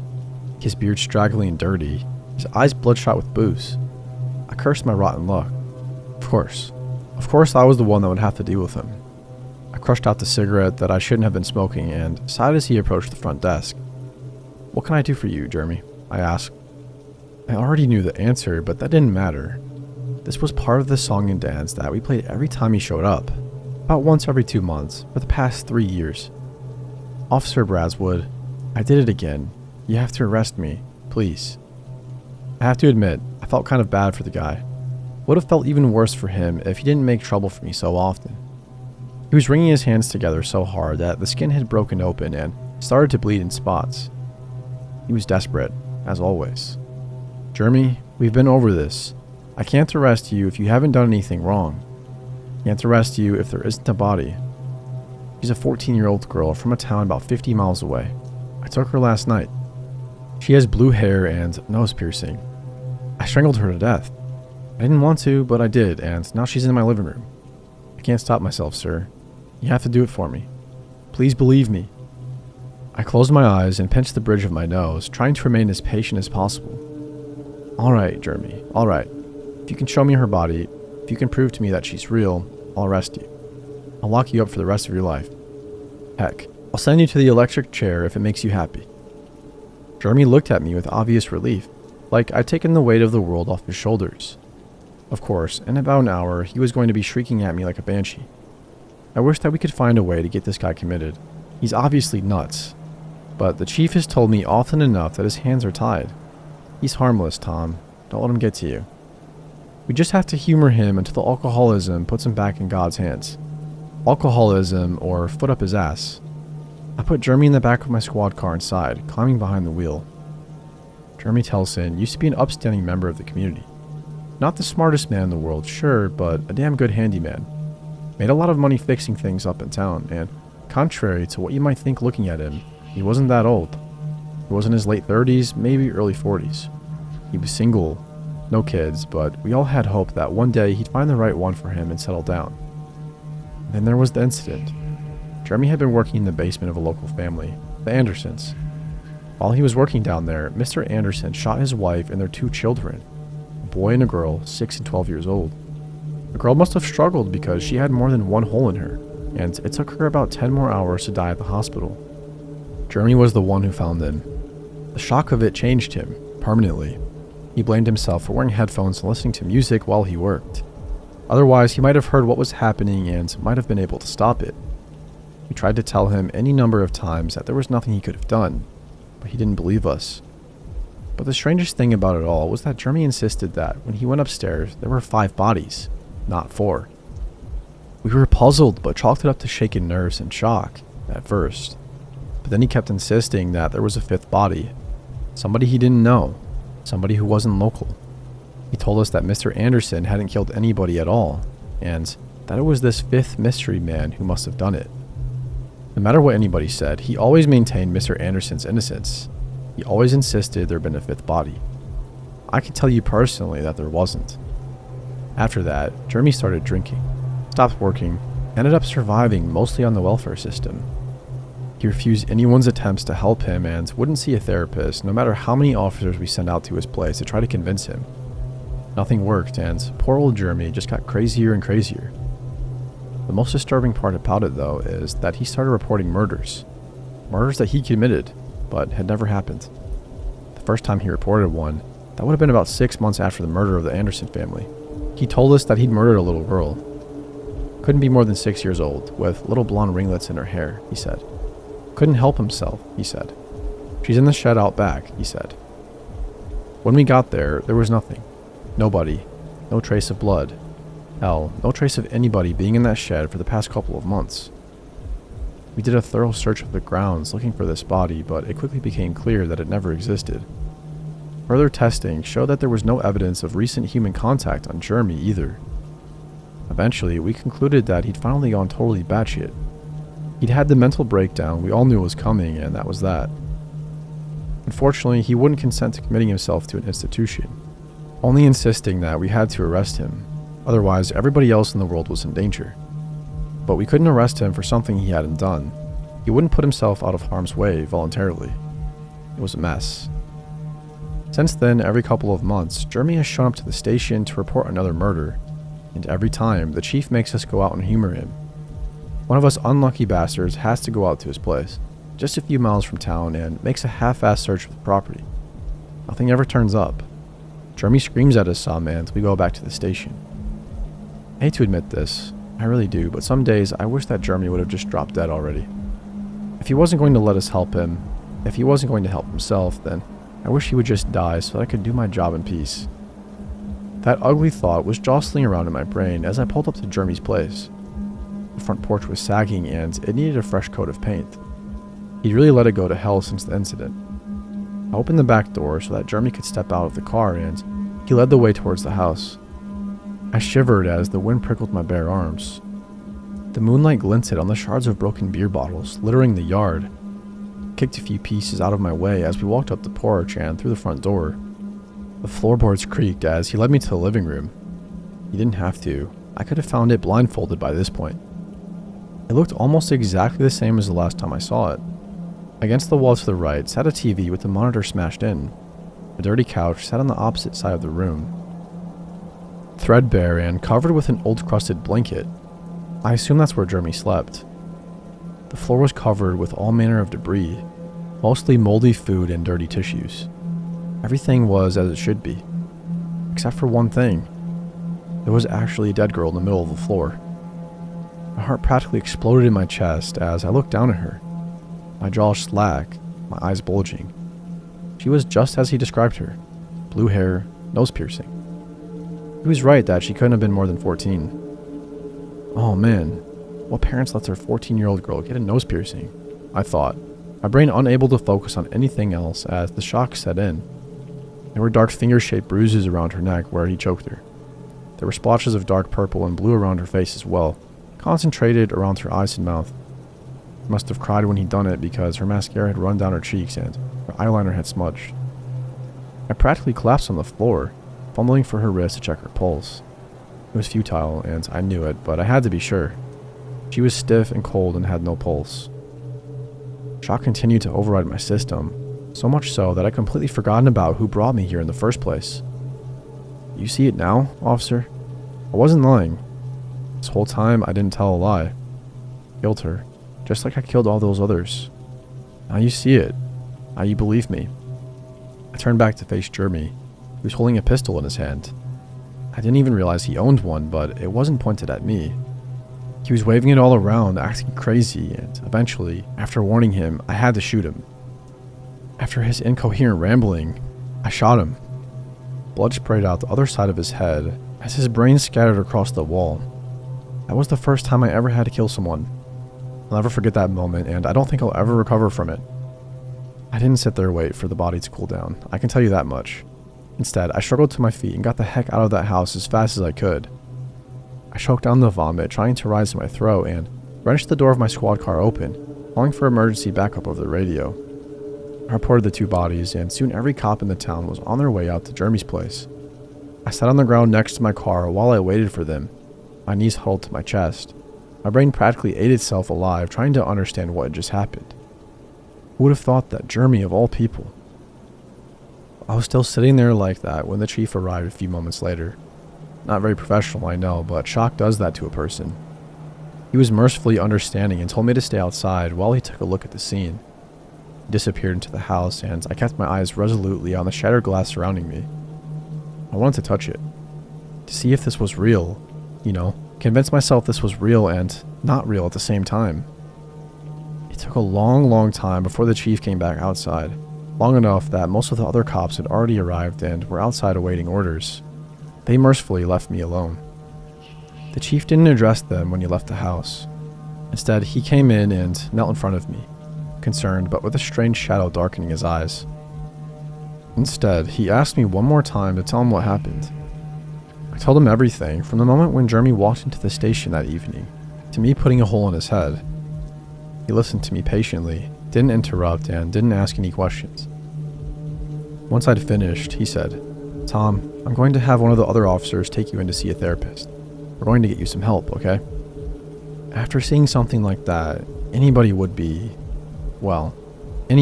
react the way you have. "What do you mean?" I asked. I had a strange sinking feeling that he was talking about more than the shell-shocked look on my face. The chief hesitated for a moment, eyeing me up before saying the words that I'll never forget. The words that are burned into every hollow corner of my brain. "We only found one body in there, Tom, and it's Jeremy's." As you can imagine, I didn't return to the force after that. Word got out pretty quickly about what happened, so I decided to up and leave the town altogether. I knew what people were thinking when they looked at me. I knew they thought I was going nuts, just like Jeremy. But I wasn't. I'm not. I know what I saw. There was a dead girl on that floor, whether anybody else could see her or not. I moved to a different state altogether. Started working in retail. It's not a great job, but it passes the time. Helps me afford my apartment. It's all I need. I have a pile of missed calls on my phone from friends and family, but I've been avoiding them. I've been avoiding everyone and everything, except for the booze. I drink a lot more now. You probably would too if you found a body that nobody else could see. I still can't believe it, and I still can't understand it. Why could I see it when nobody else could? Why couldn't I see it ever before?